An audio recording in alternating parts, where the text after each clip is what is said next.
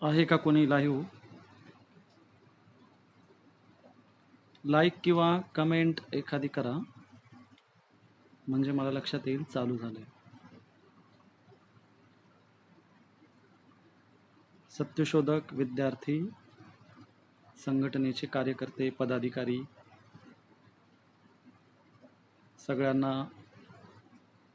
जय भीम, लाल सलाम.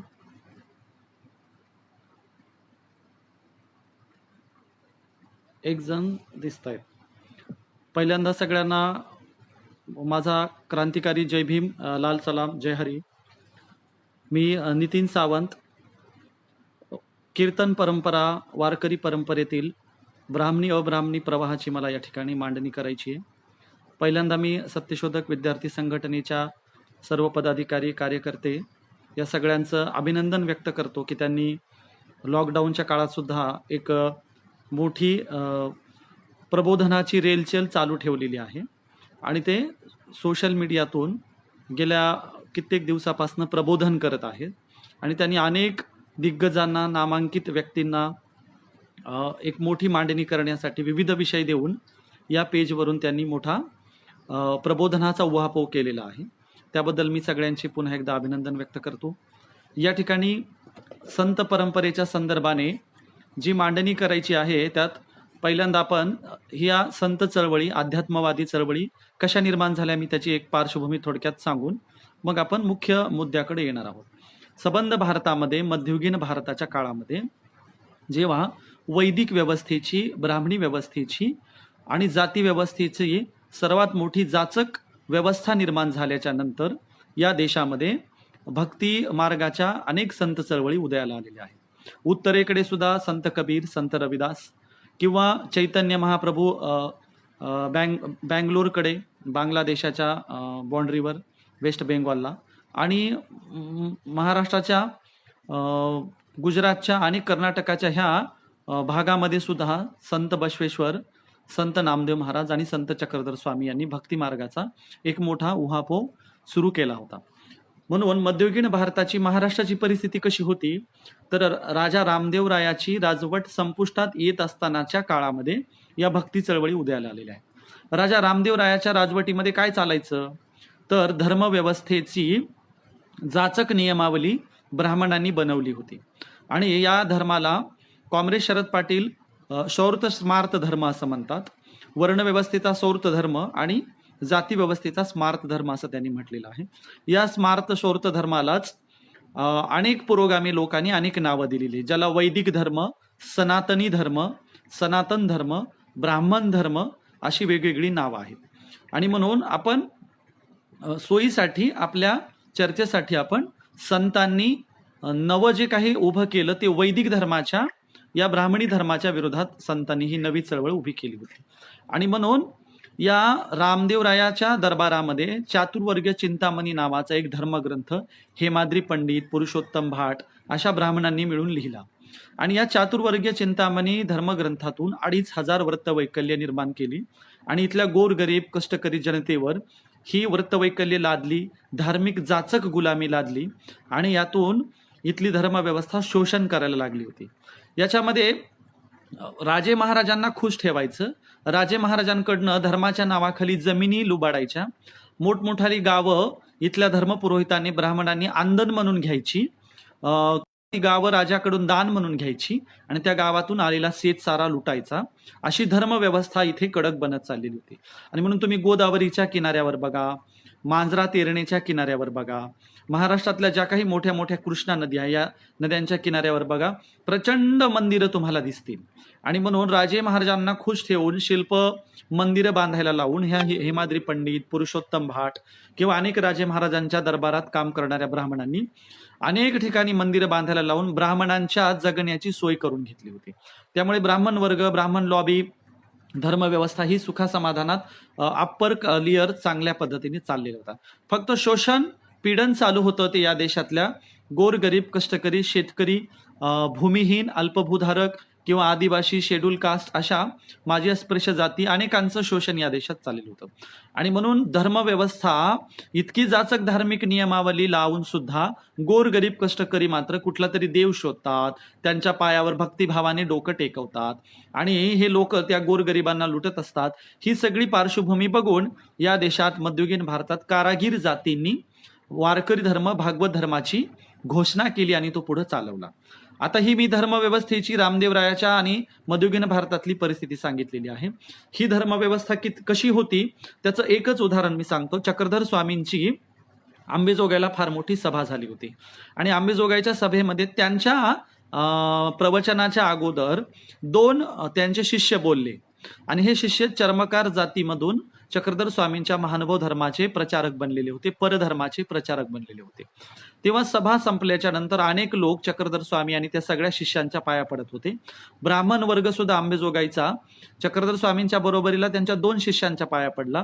तेव्हा बाहेर चर्चा चालू होती की ब्राह्मणांवर काय वेळ आलेली आहे, चर्मकारांच्या पाया पडावं लागतं. ही गोष्ट जेव्हा ब्राह्मणांना कळली तेव्हा त्यांनी चक्रधर स्वामींना विचारलं की दोन शिष्य कोण्या जातीचे आहेत. चक्रधर स्वामी म्हणाले, मी माझ्या पंथात धर्मात आल्यावर जातभेद पाळत नाही, विचारत नाही, त्यांनाच विचारा. तेव्हा त्यांच्याकडनं कळलं की ते चर्मकार जातीचे आहेत. ब्राह्मणांनी हंगामा केला, धिंगाणा घातला, उहापोह केला की आम्ही ब्राह्मणांनी चांभारांच्या पाया पडायचं का. ही फिर्याद त्यांनी रामदेवरायाच्या दरबारातल्या कुठल्या पैठणच्या ब्राह्मणांकडे नेली आणि पैठणच्या ब्राह्मणांनी रामदेवरायाकडे ही फिर्याद नेली आणि चक्रधर स्वामींना पैठणमध्ये प्रचंड त्रास देण्यात आला होता. मी एक पार्श्वभूमी अशी सांगतोय की धर्मव्यवस्था इथल्या सर्वसामान्यांना नव्हे तर सर्वसामान्यांमध्ये प्रबोधन करणाऱ्या अशा चांगल्या प्रचारकांना किती जाचक त्रास देत होती याचा आपण अंदाज बांधू शकतो. ही झाली धर्मव्यवस्था. धर्मव्यवस्थेचं अशा पद्धतीने सगळ्या बाजूने गोरगरिबांचं धर्माच्या नावाखाली प्रचंड शोषण चालू होतं. त्याचबरोबरीला मध्ययुगीन भारतामध्ये सामंतशाही, साम्राज्यशाही अशी होती की या सामंतशाही, साम्राज्यशाहीच्या दरबारात काम करणारे उच्चभ्रू मिराजदार शेतकरीतले लोक प्रशासनात असायचे आणि शासन व्यवस्थेत ब्राह्मण असायचे. म्हणून उच्चभ्रू मिराजदार शेतकरी जातीतले लोक घोड्याची रखवाली करणे, घोडा घेऊन राजाच्या सैन्यात भरती होणे किंवा राजाच्या सैन्यामध्ये छोटी मोठी कामं करणे, अशा शेतकरी जातीतले उच्चभ्रू मिराजदार राजदरबारी काम करत असत. ही सरंजामशाहीची मध्ययुगीन भारताची परिस्थिती होती. याबद्दल आणखीन तपशिलाने घ्यायचं असेल तर तुम्ही सात पाटील कुलवृत्तांत ही रंगनाथ पठारे यांची कादंबरी वाचू शकता की प्रथम मिराजदार शेतकरी जातीचे लोक कशा पद्धतीने सैन्यामध्ये असायचे. आणि म्हणून प्रथम मिराजदार शेतकरी जातीचे लोक प्रशासनात आणि ब्राह्मण वर्ग त्यांचं शासन व्यवस्था चालवायला अशा माध्यमातून पिचला गेला. तो माजी अस्पृश्य जातीचा वर्ग, त्यानंतर आदिवासी वर्ग, त्यानंतर गरीब शेतकरी वर्ग आणि सर्वात महत्वाचं कारागीर जाती. आणि म्हणून कारागीर जातींनी मध्ययुगीन भारतामध्ये आपलं सरंजामशाही आणि ब्राह्मणशाहीच्या विरोधामध्ये एक बंड उभं करायचं ठरवलं आणि मग ह्या बंडाची सुरुवात संत नामदेव महाराजांनी केली. नामदेव महाराजांचा अभंग आहे, परतल्या श्रुती म्हणती नीती नीती आम्हा गाता गीती सापडले. तुमच्या वेदांना, पुराणांना, स्मृतींना जे काही सापडलेलं नाही ते आम्हाला सहजरित्या गीत गाताना सापडलेलं आहे. तुम्ही यज्ञ घालता, यज्ञामध्ये संस्कृतमध्ये मंत्र म्हणता, एवढे मंत्र म्हणूनही तुम्हाला पुण्य मिळत नाही, तुम्हाला त्याचा काही उपयोगच होत नाही. त्या यज्ञात औषधी वनस्पती वाया घालवता, यज्ञामध्ये तुम्ही जडीबुटी संपवता, तूप वाया घालवता, मिळतं काय तुम्हाला. चार्वाकांनी पण प्रश्न विचारलाय की यज्ञ याग कर्मकांड करणं म्हणजे तळहातावरचा खाद्यपदार्थ सोडून कोपर चाटण्याचा प्रकार आहे. आणि म्हणून संतांनी विरोध केला यज्ञ संस्कृतीला आणि संत म्हणाले, तुम्हाला यज्ञ संस्कृतीत एवढे संस्कृतमध्ये मोठमोठ्याने मंत्र मिळून जे मिळालं नाही ते आम्हाला चंद्रभागेच्या किनाऱ्यावर सहज गीत गाताना सापडलेलं आहे. आणि म्हणून आम्हा सापडले वर्म करू भागवत धर्म. आता कुठला भागवत धर्म, तर नामदेव महाराज सांगतात की आम्हाला आमचं स्वत्व, आमचं अस्तित्व सापडलंय, आम्ही हा भागवत धर्म चालवणार आहोत आणि हा भागवत धर्म समतेवरला आधारलेला असेल, इक्वॅलिटी मानणारा असेल, भेदाभेद मानणारा नसेल, अस्पृश्यता मानणारा नसेल, सगळ्यांना समान मानणारा असेल. आणि म्हणून शिंपी या कारागीर जातीतून संत नामदेव महाराज झाले.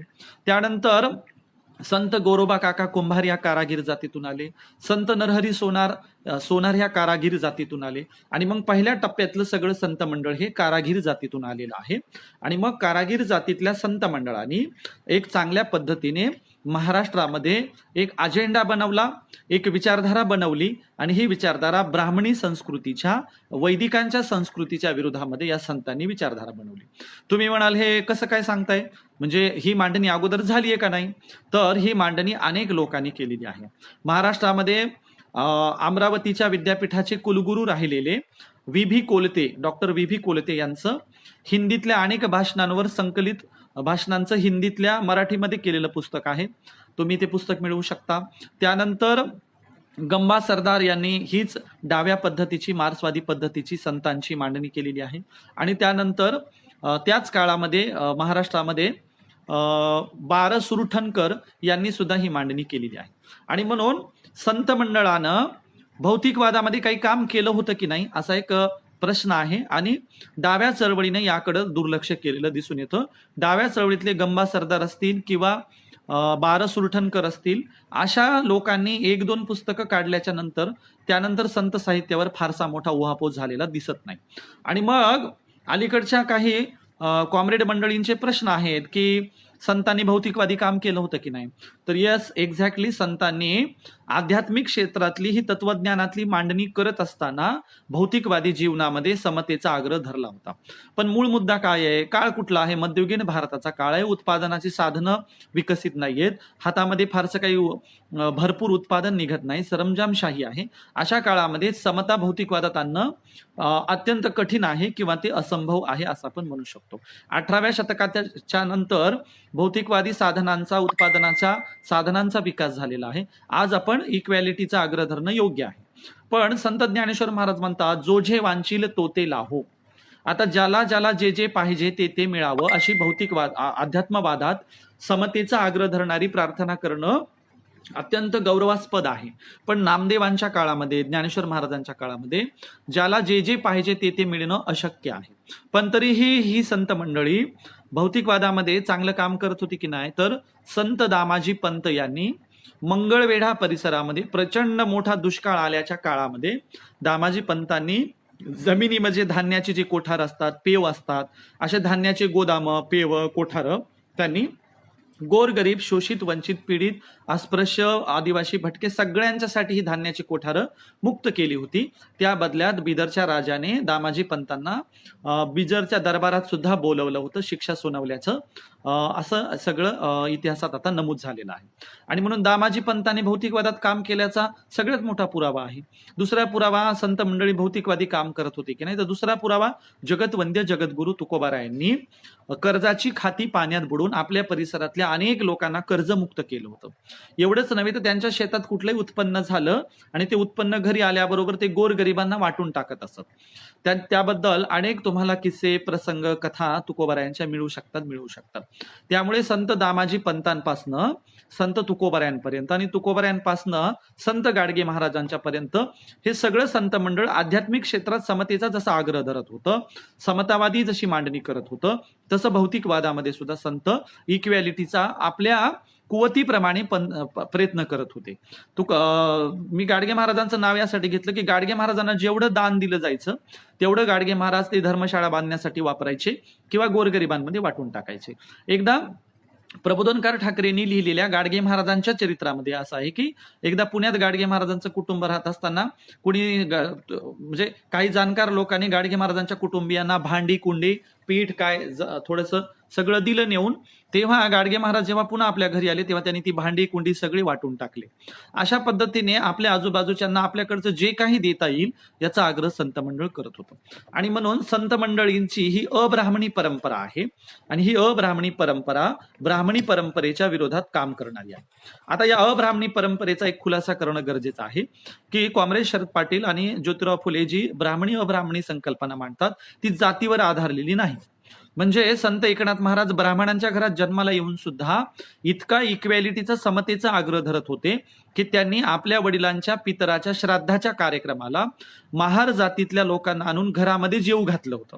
त्यानंतर एवढंच नव्हे तर संत एकनाथ महाराज ब्राह्मणांच्या घरात जन्माला येऊन सुद्धा आपलं ब्राह्मणत्व सोडून, ब्राह्मण्यत्व त्यागून ते अस्पृश्य वस्तीत जाऊन जेवण करत असत. असे अनेक प्रसंग, असे अनेक उदाहरणं आहेत. एवढंच काय तर काशीवरून घेऊन आलेलं गंगेचं पाणी तडफडणाऱ्या गाढवाला एकनाथ महाराजांनी पाजलं आणि सांगितलं की पाणी हे पाणीच असतं, ते काशीचं असो नाहीतर कुठल्या गंगेचं असो, पण जो त्या पाण्यासाठी त्रासलेला आहे, ज्याला गरज आहे, अशा व्यक्तीला ते पाणी पाजणं हेच खरं पुण्य असतं. आणि म्हणून संत एकनाथ महाराजांनी एका गाढवाला काशीचं पाणी पाजून टाकलं. आणि म्हणून एकनाथ महाराज असतील, एकनाथ महाराजांचे तर अस्पृश्यता निवारणाचे कित्येक किस्से प्रसंग सांगता येतील. एकनाथ महाराजांनी सर्वाधिक जे अभंग लिहिलेले आहेत ते जोहार घालणारे अभंग आहेत. एकनाथ महाराज 40-30 पेक्षा अभंगांमधून जोहार घालतात आणि स्वतःला अस्पृश्याचा बरोबरीचा मानतात, वेस्कर मानतात आणि वेस्कर मानून विठू पाटलाला ते जोहार घालतात.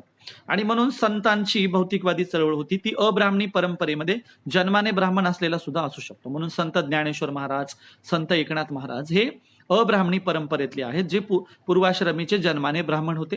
त्यानंतर त्यांनी ब्राह्मणत्व त्यागलं, जाती व्यवस्था अस्पृश्यतेला विरोध केला, वर्णव्यवस्था सोडली आणि संत मंडळामध्ये इक्वॅलिटीला, बरोबरीला ते दाखल झालेले आहेत. आणि म्हणून संतांचा लढा वैदिक व्यवस्थेच्या विरोधात कसा होता, सरंजामी व्यवस्थेच्या विरोधात कसा होता, ब्राह्मणी व्यवस्थेच्या विरोधात कसा होता, तर वैदिकांच्या ब्राह्मणी व्यवस्थेच्या विरोधात कसा होता ते आपण सुरुवातीला बघूया.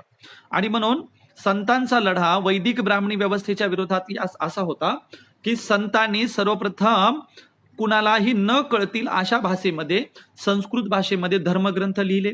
आणि हे सगळे धर्मग्रंथ, मी म्हणत नाही तर भिक्षुकशाहीचे बंड या पुस्तकामध्ये प्रबोधनकार ठाकरे म्हणतात, सगळ्या धर्मग्रंथांची मांडणीच अशी आहे की यातून ब्राह्मणांचाच उदरनिर्वाह चालावा, ब्राह्मणांनाच सगळं काही मिळावं, ब्राह्मणांच्या घरी लक्ष्मी लोटांगण घालत यावी, अशा पद्धतीची धर्मग्रंथ लिहिलेली आहेत.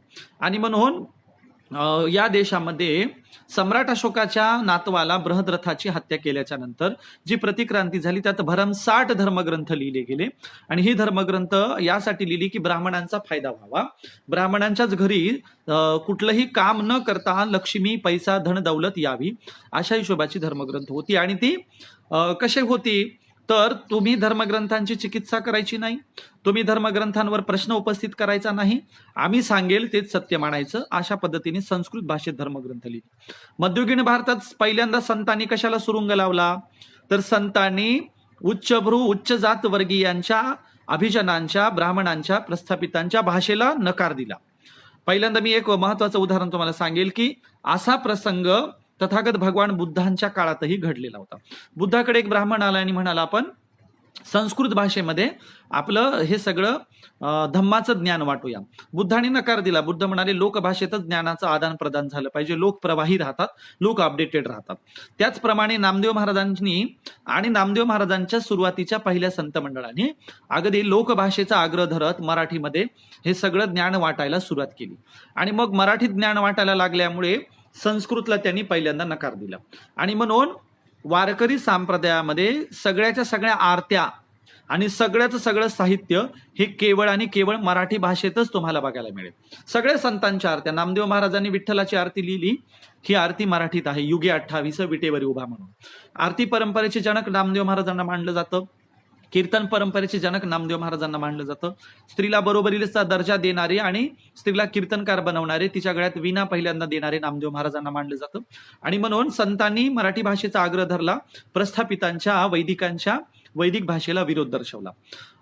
इथे खूप लोक लाईव्ह आहेत आणि सगळ्यांचे संबोधन येत आहेत, सगळेजण हे करतायत. मला असं वाटतं मी आधी मांडणी केली पाहिजे आणि त्यानंतर तुमच्या प्रश्नांना आपण उत्तर देऊया. तुम्ही प्रश्न विचारा, मी एक मांडणी करून घेतो आणि मग हे करतो.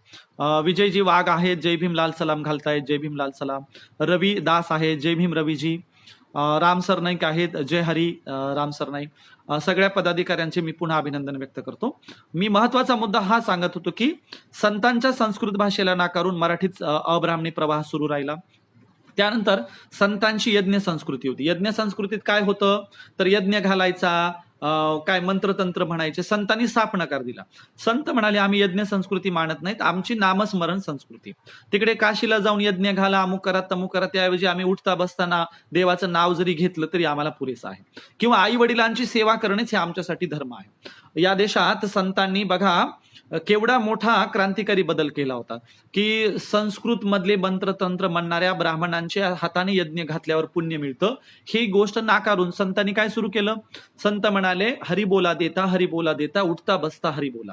किंवा ज्ञानेश्वर महाराजांनी सांगितलं, योग याग विधी येणे नो हे सिद्धी वायाची उपाधी दंभधर्म.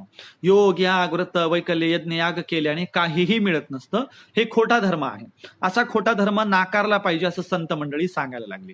आणि संत सांगायला लागले, माय बापे केवळ काशी तेनेने जावे तीर्थाशी, पुंडरिके काय केले परब्रह्म उभे ठेले, तैसा होई सावधान हृदय धरी नारायण, तुका म्हणे माय बापे अवघी देवाची स्वरूपे. आई वडिलांची सेवा करणंच हे सगळं पुण्य मिळतं. तुम्हाला काही कुठे काशी गया प्रयागला जायची गरज नाही, यज्ञ करायची गरज नाही. आणि म्हणून अनेक तीर्थक्षेत्रांना नकार देत संतांनी एकाच तीर्थक्षेत्राचं महत्व वाढवलं. बघा, तुकोबऱ्यांचा अभंग आहे, वाराणसी गया पाहिली मी द्वारका, परी नोहे तुका पंढरीचा. पंढरीच्या लोकांनाही अभिमान, पाया पडती जन एकमेका. आम्ही वाराणसी गया द्वारका सगळे तीर्थक्षेत्र पाहिलीत, पण तुमच्या तीर्थक्षेत्रात आम्हाला रस वाटला नाही. नामदेवांचा अभंग आहे, असे तीर्थक्षेत्र दाखवा मज जेथे हरी भेटे. किंवा अनेक तीर्थक्षेत्रांवर टीका करत करत नामदेव महाराज पंढरपूरचं विठ्ठलाचं महत्व वाढवतात, तुकोबाराय पंढरपूरचं विठ्ठलाचं महत्व वाढवतात. संत मंडळांनी सगळ्या तीर्थक्षेत्रांना नकार दिलेला आहे. आणि म्हणून तुकोबारायांचा अभंग आहे, नव्हे जाकाई जोखाई महाराणी मेसाबाई, बळिया माझा पंढरीराव तोही देवांचाही देव, वेताळे फेताळे जळो त्यांचे तोंड काळे, तुका म्हणे चित्ती धरा रुखुमाईचा पती. आम्ही इतर देवी देवतांना मानणार नाही, आम्ही एकच विठ्ठलाला मानणार, कारण तो निशस्त्रधारी आहे. तो शेतकऱ्यांना कडकडून मिठी देतो, शेतकऱ्यांना त्याला थेट टच करता येतो, गोरगरीब कष्टकऱ्यांना त्याच्या पायावर डोकं टेकवता येतं. तुमच्या देवी देवतांना स्पर्शही करता येत नाही, टचही करता येत नाही. आणि म्हणून इथल्या संत मंडळाने अगदीच गोरगरिबांना परवडेबल असा काळ्या रंगाचा शेतकऱ्यांचा प्रतिनिधी म्हणून विठ्ठलाला स्वीकारलं आणि त्याचा प्रचार केला. आणि सगळी तीर्थक्षेत्र ब्राह्मणी देवी दैवत संतांनी नाकारलेली आहे. यज्ञ संस्कृतीमध्ये काय असतं तर यज्ञ संस्कृती दिशा लागते, विशिष्ट दिशेला तोंड करूनच यज्ञ करता येतो. संत म्हणाले, नामस्मरणाला दिशेची काही गरज नाही, कुठेही बसताना नामस्मरण करू शकता, पारशा तोंडाने सुद्धा नामस्मरण करू शकता. संतांनी घरीच सांगितलं. शंकर महाराज एक पुरावा देत आहेत की ठाईची बैसोनी करा एक चित्त. अगदी बरोबर आहे. म्हणजे तुम्ही एका जागी बसून एक चित्ताने देवाचं एकदा जरी नाव घेतलं तरी पुण्य मिळतं. एवढंच काय, देवाची या द्वारी उभा क्षणभरी तेने मुक्तेचारी साधिल्या. अहो, देवाच्या अंगणातून असं जात असताना क्षणभर जरी उभं राहिलं तर तुम्हाला सगळं पुण्य मिळतं, कुठल्याही तीर्थक्षेत्रांना जायची गरज नाही. यज्ञ संस्कृतीला बायको लागते, जोडीदारून बायको असल्याशिवाय यज्ञ करता येत नाही. वैदिकांची ब्राह्मणांची व्यवस्था सांगतोय मी. इथे मात्र संत सांगतात की नामस्मरणाला तुम्हाला बायकोची काही गरज नाही, बायको नसेल तरी नामस्मरण करू शकता. वैदिक संस्कृतीत विधवा स्त्रीला अपवित्र मानलेला आहे. वारकरी संत म्हणतात काय नाही, विधवेलाही आमच्याकडे विठ्ठलाची भक्ती करायचे अधिकार आहेत, कपाळाला अबीर लावायचे अधिकार आहेत, विधवांनाही वारकरी संप्रदायात बरोबरीचं स्थान आहे. एवढेच काय, वेश्येला सुद्धा बरोबरीचं स्थान आहे, दाशीला बरोबरीचं स्थान आहे. कानोपात्रा वेश्य होती, जनाबाई दाशी होती. अशा पद्धतीने स्त्रियांना बरोबरीचं स्थान देणारा हा वारकरी संप्रदाय. तिकडे मनुस्मृती सांगत होती, न स्त्री स्वातंत्र्य मरहती, स्त्रीला स्वातंत्र्याचा अधिकार नाही. आणि इकडे जनाबाई काय सांगते, डोईचा पदर आला खांद्यावरी भरल्या बाजारी जाईल मी, हाती घ्यायला टाळ खांद्यावरी विना आता मज मना कोण करी, पंढरीच्या पेठे मांडियेले पाल मनगटावरी तेल घाला तुम्ही, जनी म्हणे झाले मी वेसवा निघाले केशवा घर तुझे. जनाबाई म्हणते, तुमची मनुस्मृती बिनुस्मृती मी काय पाळत नाही, मी डोक्यावरचा पदर कमरेला खोसून भर बाजारात येणार आहे आणि बाजारात येऊन मी त्या काळातली प्रबोधनाची साधनं टाळ आणि विना हातात घेणार आहे आणि लोकांना गुलामीतून, अंधश्रद्धेतून, कर्मकांडातून, अनेकेश्वरवादातून, जाती व्यवस्थेतून, अस्पृश्यतेतून मी त्यांना मुक्त करणार आहे, त्यांचं प्रबोधन करणार आहे. जनाबाई सांगते, असं वागणाऱ्या स्त्रीला लोक म्हणतील आगाऊची बाई आहे. मग मी आजच सांगते, कुणाला काय मनगटावर तेल घालून बोंबलायचं असेल तर बोंबला, मी कुणाच्याच बापाला घाबरणार नाही. एवढंच काय, जनाबाई म्हणतात, तुम्ही म्हणाल ही लईच आगाऊची बाई आहे, मी आज घोषणा करते, मी पांडुरंगाचं विठ्ठलाचं घर निघायला तयार आहे, त्याची वेश्या व्हायला तयार आहे. एवढी मनुस्मृतीच्या विरोधाची भाषा करून विद्रोहाची भाषा करणारी मध्ययुगीन भारतातली पहिली कवयित्री, पहिली विद्रोही लेखिका संत जनाबाई आहे. आणि म्हणून वारकरी परंपरेतल्या स्त्रियांनी धर्मव्यवस्थेची सगळी गुलामगिरी नाकारून टाकली होती.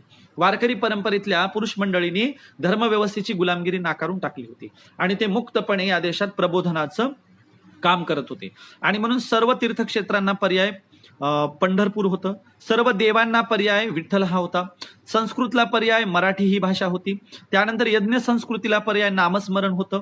अशा पद्धतीने संतांनी वेद नाकारले, संतांनी पुनर्जन्म सुद्धा नाकारलेला आहे. एक तुम्हाला महत्वाचा अभंग सांगतो. जगद्गुरु जगतवंद्य तुकोबाराय पुनर्जन्म नाकारणारा काय सांगतात? तुकोबाराय म्हणतात, गुळ सांडोनी गोडी घ्यावी, मीठ सांडोनी चवी चाखावी. गुळातून गोडवा घ्यावा, मिठातून चव घ्यावी. साखरेचा नवे ऊस आम्हा कैसा गर्भवास, बीज भाजोनी केलेलाही जन्म मरण आम्हाशी नाही. एकदा का ऊसापासून साखर झाली तर साखरेपासून पुन्हा ऊस होऊ शकत नाही. एकदा बीज भाजलं आणि त्याच्यापासून लाही तयार झाली तर त्या लाहीपासून पुन्हा बी तयार होत नाही आणि बियापासून झाड तयार होत नाही. आणि म्हणून एकदा का आम्ही गर्भात राहिलो, पोटात राहिलो आणि आम्ही जन्माला आलो तर पुनर्जन्म नसतो. बीज भाजोनी केलेलाही जन्म मरण आम्हाशी नाही. हा पुनर्जन्म नाकारणारा तुकोबारायांचा अभंग आहे. मग मोक्ष कोणता? तर आम्हाला स्वर्ग नरक आत्मा परमात्मा मोक्ष नको, आम्हाला इहलोकीच जन्माला घाल, हाच आमचा मोक्ष आहे. पांडुरंगाची सेवा करायला मिळाली, हाच आमचा मोक्ष आहे. पंढरपूर बघायला मिळावं, हाच आमचा मोक्ष आहे. आम्हाला स्वर्ग नरकातला तो मोक्ष नको. वैकुंठी नाही दही भात, असा संतांचा अभंग आहे. वैकुंठ कोपाट जुनाट झोपडी. वैकुंठाला कशाला जायचंय? स्वर्गीचे अमर देही चिताती पाहे, मृत्यू लोकी व्हावा जन्म आमचा. अरे स्वर्गातले देवच इथं जन्म घ्यायला मरमर करतात, तर आम्ही कशाला स्वर्गाला जायचंय, वैकुंठाला कशाला जायचंय? अशा पद्धतीने संतांनी स्वर्ग नरक आत्मा परमात्मा मोक्ष पुनर्जन्म याला नकार दिलेला आहे. आणि मग संतांनी भौतिकवादी भूमिका काय घेतली? तर अस्पृश्यतेला संतांनी कडाडून विरोध केला, जाती व्यवस्थेला विरोध केला. बघा तुकोबाराय म्हणतात, यारे यारे लहान थोर याती भलत्या नारी नर, तारावया पार भाव सिंधू. याती भलत्या नारी नर म्हणजे विविध जातींचे लोक या, आपण एकत्रित येऊन या भवसागरातून तरुण जाऊ आणि आपण एकमेकांची सुख दुःख वाटून घेऊ. जनाबाई म्हणतात की चोखा मेळ्याच्या स्पर्शाने देव बाटतो, हे ऐकून मलाच हसू येतं. म्हणजे जनाबाईंनी किती अस्पृश्यता पाळणाऱ्यांची टिंगल टवाळी उडवलेली आहे की चोखोबांच्या स्पर्शाने कुठे देव वाटतो का?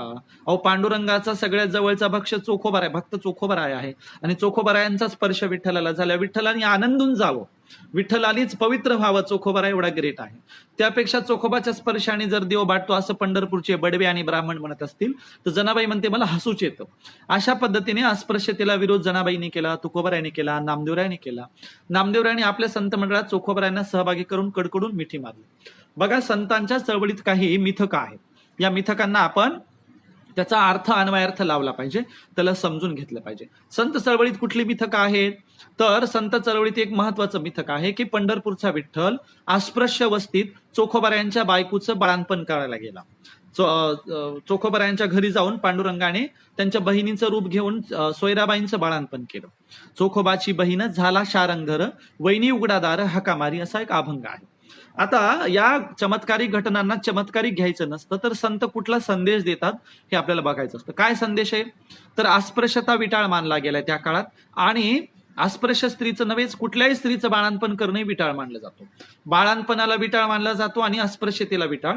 तर पंढरपूरचा पांडुरंग अस्पृश्याच्या वस्तीत जाऊन विटाळ मानलं गेलेलं बाळंतपण करतो आणि अस्पृश्यता भेदाभेद विटाळ नकार देतो. याला ही क्रांतिकारी घटना आहे, संतांनी ती मांडली. एवढंच काय, एकदा इंद्र दरबारातलं अमृत नासलं आणि नासलेलं अमृत शुद्ध करायला इंद्राने नारद मुनीला विचारलं की हे सडलेलं अमृत कसं शुद्ध करायचं. याचा अर्थ आपण असा घ्यायचा आहे की यांची वैदिकांची धर्मव्यवस्था सडली आहे, ते ज्ञान साचून साचून गेले, ते काही उपयोगाचं राहिलेलं नाही. या उच्चभ्रू व्यवस्थेचं, ब्राह्मणी व्यवस्थेचं, इंद्राच्या वैदिक व्यवस्थेचं ज्ञान सडलंय आणि म्हणून सडलेलं अमृत आता कोण शुद्ध करून देईल? तर त्यावेळेला नारद मुनी म्हणाले विठ्ठलाकडे जा, पांडुरंग तुमचं ते अमृत शुद्ध करून देतील. इंद्र विठ्ठलाकडे आला, पांडुरंग म्हणाले अरे माझ्याकडे काय येतो, तो माझा चोखोबा भक्त आहे, त्याच्याकडे जाय, तुझं अमृत शुद्ध होईल. आता चोखोबाला बडवे आणि इथली व्यवस्था अस्पृश्य मानते. त्या अस्पृश्याच्या दारात जाऊन स्वर्गातला इंद्र आमचं अमृत शुद्ध करून द्या म्हणतो. अशा वेळेला चोखोबाची नुसती दृष्टी पडताच, हे मी मांडत नाही, संत एकनाथ महाराजांनी मांडलेलं आहे.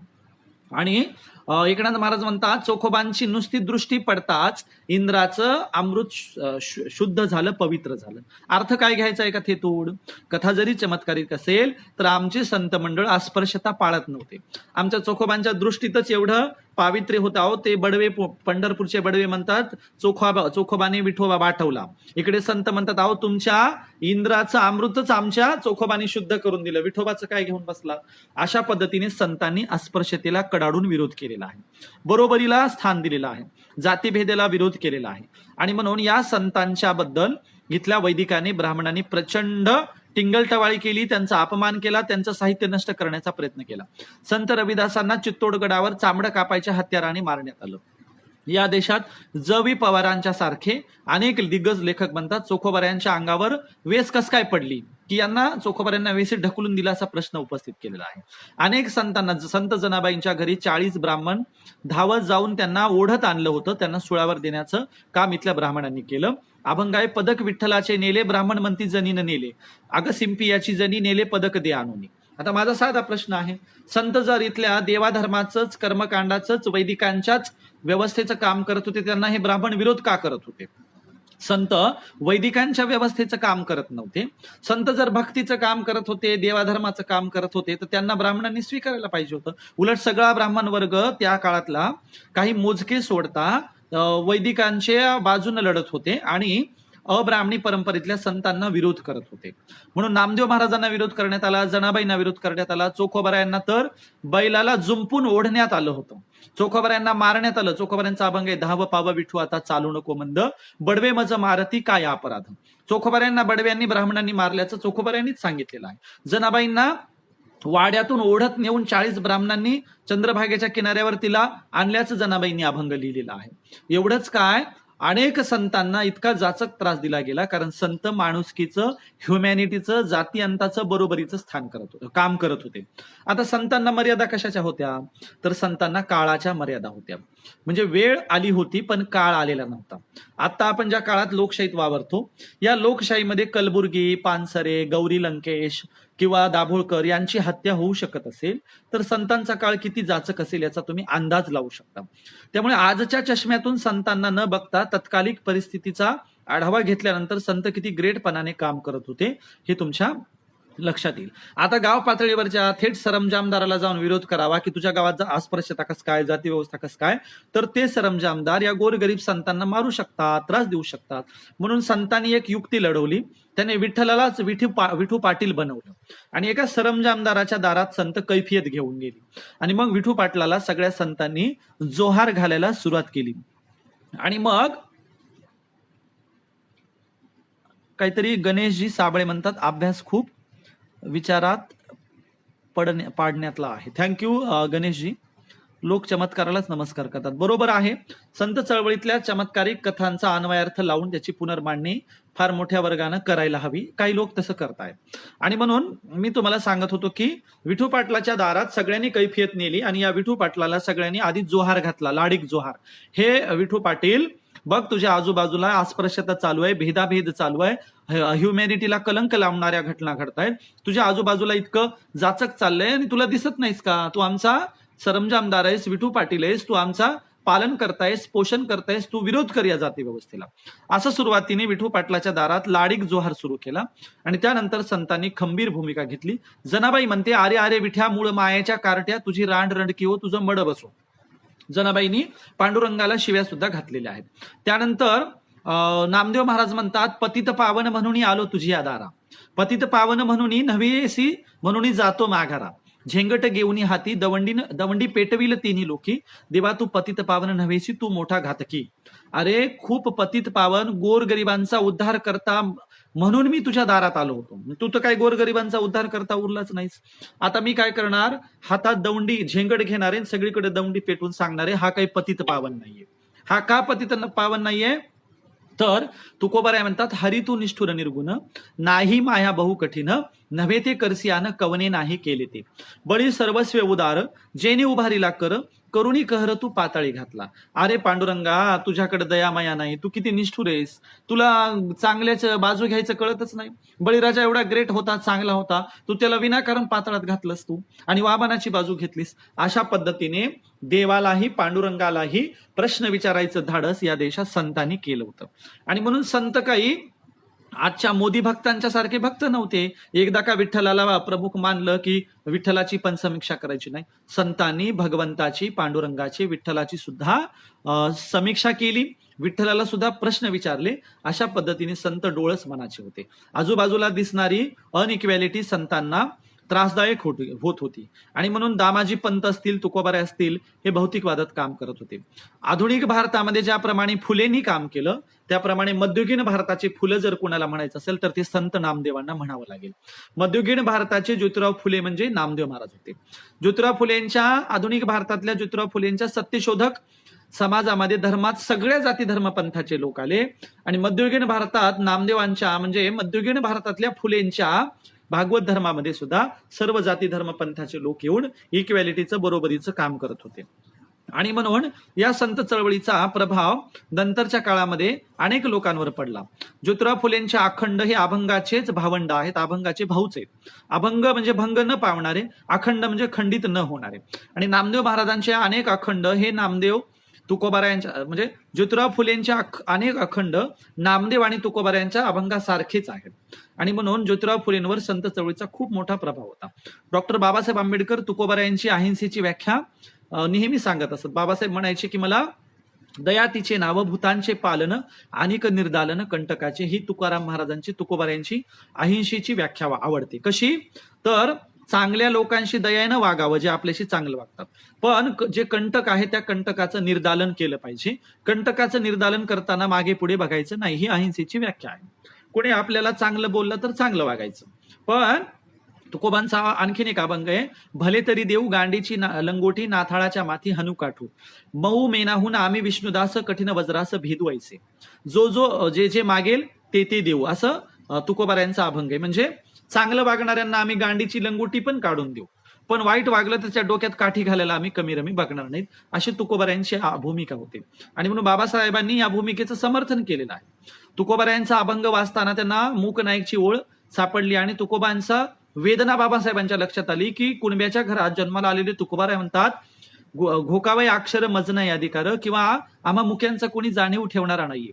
आणि बाबासाहेबांनी हा अभंग घेऊन तुकोबांच्या नावावर मूक नायक पेपर सुरू केला आणि खऱ्या अर्थाने शेतकऱ्यांचे, कष्टकऱ्यांचे, कुणब्यांचे मुख्यांचा नायक बाबासाहेब आंबेडकर झाले आणि त्यांनी मूक नायक चालवला. आणि म्हणून या देशात आधुनिक भारतातल्या फुले असतील, बाबासाहेब असतील, शाहू महाराज असतील, यांच्यावर संत चळवळीचा खूप मोठा प्रभाव होता. ही संत चळवळ अब्राह्मणी परंपरेतली होती. ही संत चळवळ सगळ्यांना सुखावणारी होती, सगळ्यांना सोबत घेऊन जाणारी होती आणि सगळ्यांना चांगल्या पद्धतीने वागवणारी होती. आता अलीकडच्या काळामध्ये संत चळवळीचं काय झालं ते आपण बघितलं पाहिजे, नाहीतर आपला फार मोठा गैरसमज होईल की आपल्या आजूबाजूला जी लोक दिसत आहेत ती तर विचित्र वागतात आणि हे काय संत चळवळीच्या बद्दल सांगतायत. तर आधुनिक भारतामध्ये संत चळवळ आणि अलीकडची वारकरी मंडळी यांची दिशाभूल करण्यात आलेली आहे. ते मूळ तत्वज्ञानापासून बाहेर बाजूला गेलेले आहेत, मूळ शिकवणीपासून बाजूला गेलेले आहेत.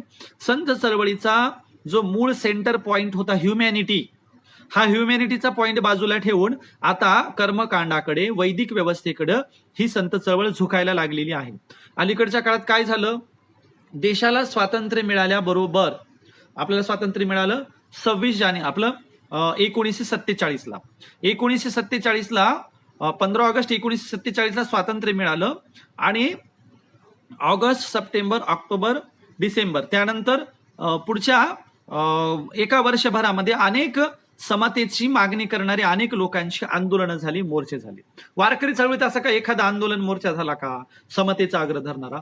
तर त्या काळामध्ये साने गुरुजी यांनी पंढरपूरच्या 1 ते 10 मे 1947 रोजी 1 ते 10 मे या काळामध्ये साने गुरुजींनी पंढरपूरच्या विठ्ठल मंदिराच्या परिसरामध्ये तनपुरे महाराजांच्या मठामध्ये मंदिरात अस्पृश्यांना प्रवेश मिळावा यासाठी आंदोलन केलं होतं.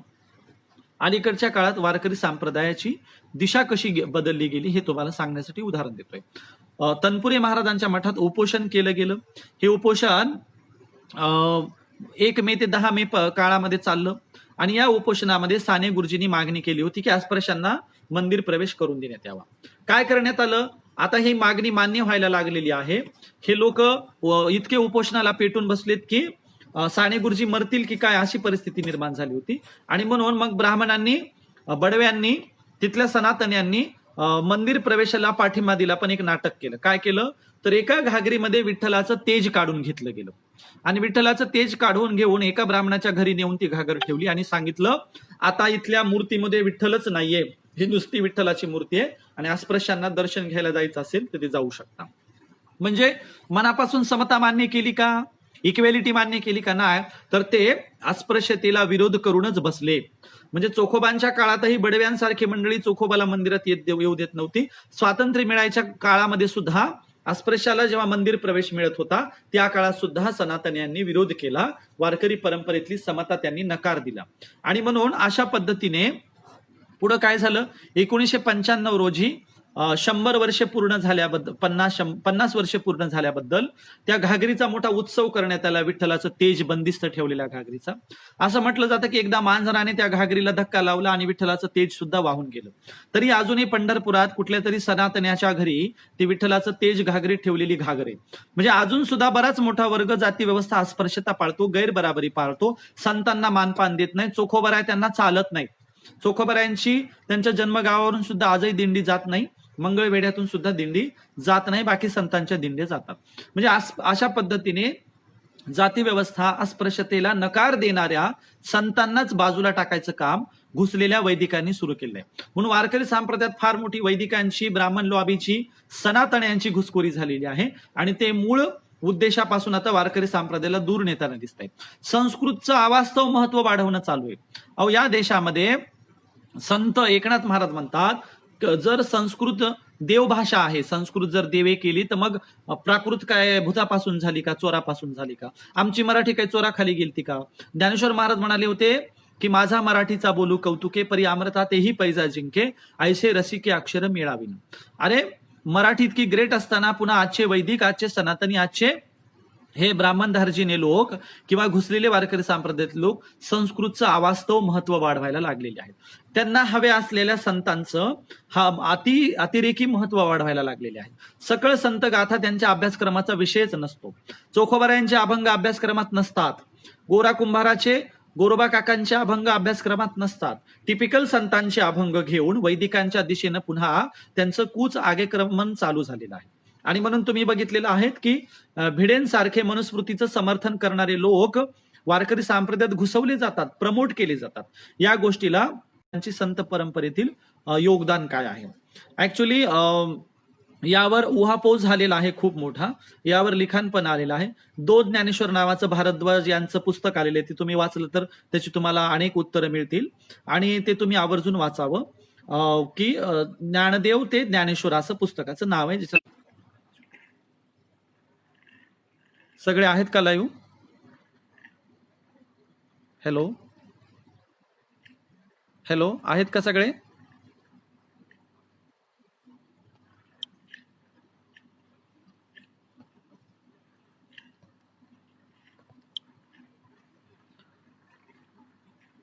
हॅलो, आहेत का सगळे?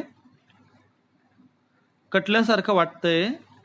एक कॉल आला होता, सॉरी, थोडासा डिस्टर्ब झाला. तर अलीकडच्या काळात संत चळवळीची मी भूमिका सांगत होतो. 45 लोक दिसत आहेत लाईव्ह, कदाचित असावेत. तर हां, यस, थँक्यू. मग आता बघा, अलीकडच्या काळामध्ये संत चळवळीमध्ये जे काही घुसखोरी झालेली आहे ती आता इतकी मोठ्या प्रमाणावर वाढलेली आहे की खऱ्या संतांचं काम करणारेच फार कमी लोक राहिलेले आहेत. आणि म्हणून तुम्हाला काही उदाहरणं सांगतो या लोकांशी, त्यांचं साहित्य वाचून आपल्याला सगळ्यांना पुन्हा मोठ्या प्रमाणावर काम करायचं आहे. दरवर्षी सचिन गायकवाड आणि श्रीरंग गायकवाड आणि सचिनजी परब हे दरवर्षी रिंगणचे अंक काढतायत आणि संतांची वास्तववादी मांडणी करणारं काम महाराष्ट्रात गेल्या 6-7 वर्षापासून ते करतायत. आणि म्हणून रिंगणचा अंक दरवर्षी तुम्ही सगळ्यांनी मिळवला पाहिजे. सचिनजी परब आणि श्रीरंग गायकवाड हे महाराष्ट्रातले अत्यंत वरिष्ठ ज्येष्ठ नावाजलेले पत्रकार आहेत, जे संत साहित्यावर खूप मोठं काम करतात. त्यांनी संत जनाबाईंवर पुस्तक आणलं, चोखोबारायांवर पुस्तक आणलं. अगोदर ते अंक काढतात, नंतर पुस्तक प्रकाशित करतात. आणि म्हणून संत चळवळीत चांगलं काम करणाऱ्यांची अलीकडच्या काळात परंपरा फार कमी आहे. त्यांना आपल्याला जपायचंय, त्यांच्यासोबत काम करायचंय. महाराष्ट्रामध्ये अनेक पुरोगामी वारकरी परिषदा आहेत. बामसेप या संघटनेची मूल निवासी वारकरी परिषद आहे. मराठा सेवा संघ या संघटनेची संत नामदेव तुकोबाराय वारकरी परिषद आहे. आम्ही जी मानव मुक्ती मिशन चालवतो त्याची आमची राष्ट्र जागृती वारकरी परिषद आहे. आणि याही पलीकडे आणखीन काही पुरोगामी फड परंपरा आहेत, मठ परंपरा आहेत. या सगळ्यांना आपल्याला एकत्रित करायचंय. गाडगे महाराजांची परंपरा चालवणारे पण आहेत. महाराष्ट्रामध्ये काही चांगले नामांकित फड आहे जे हे चांगलं काम करतात.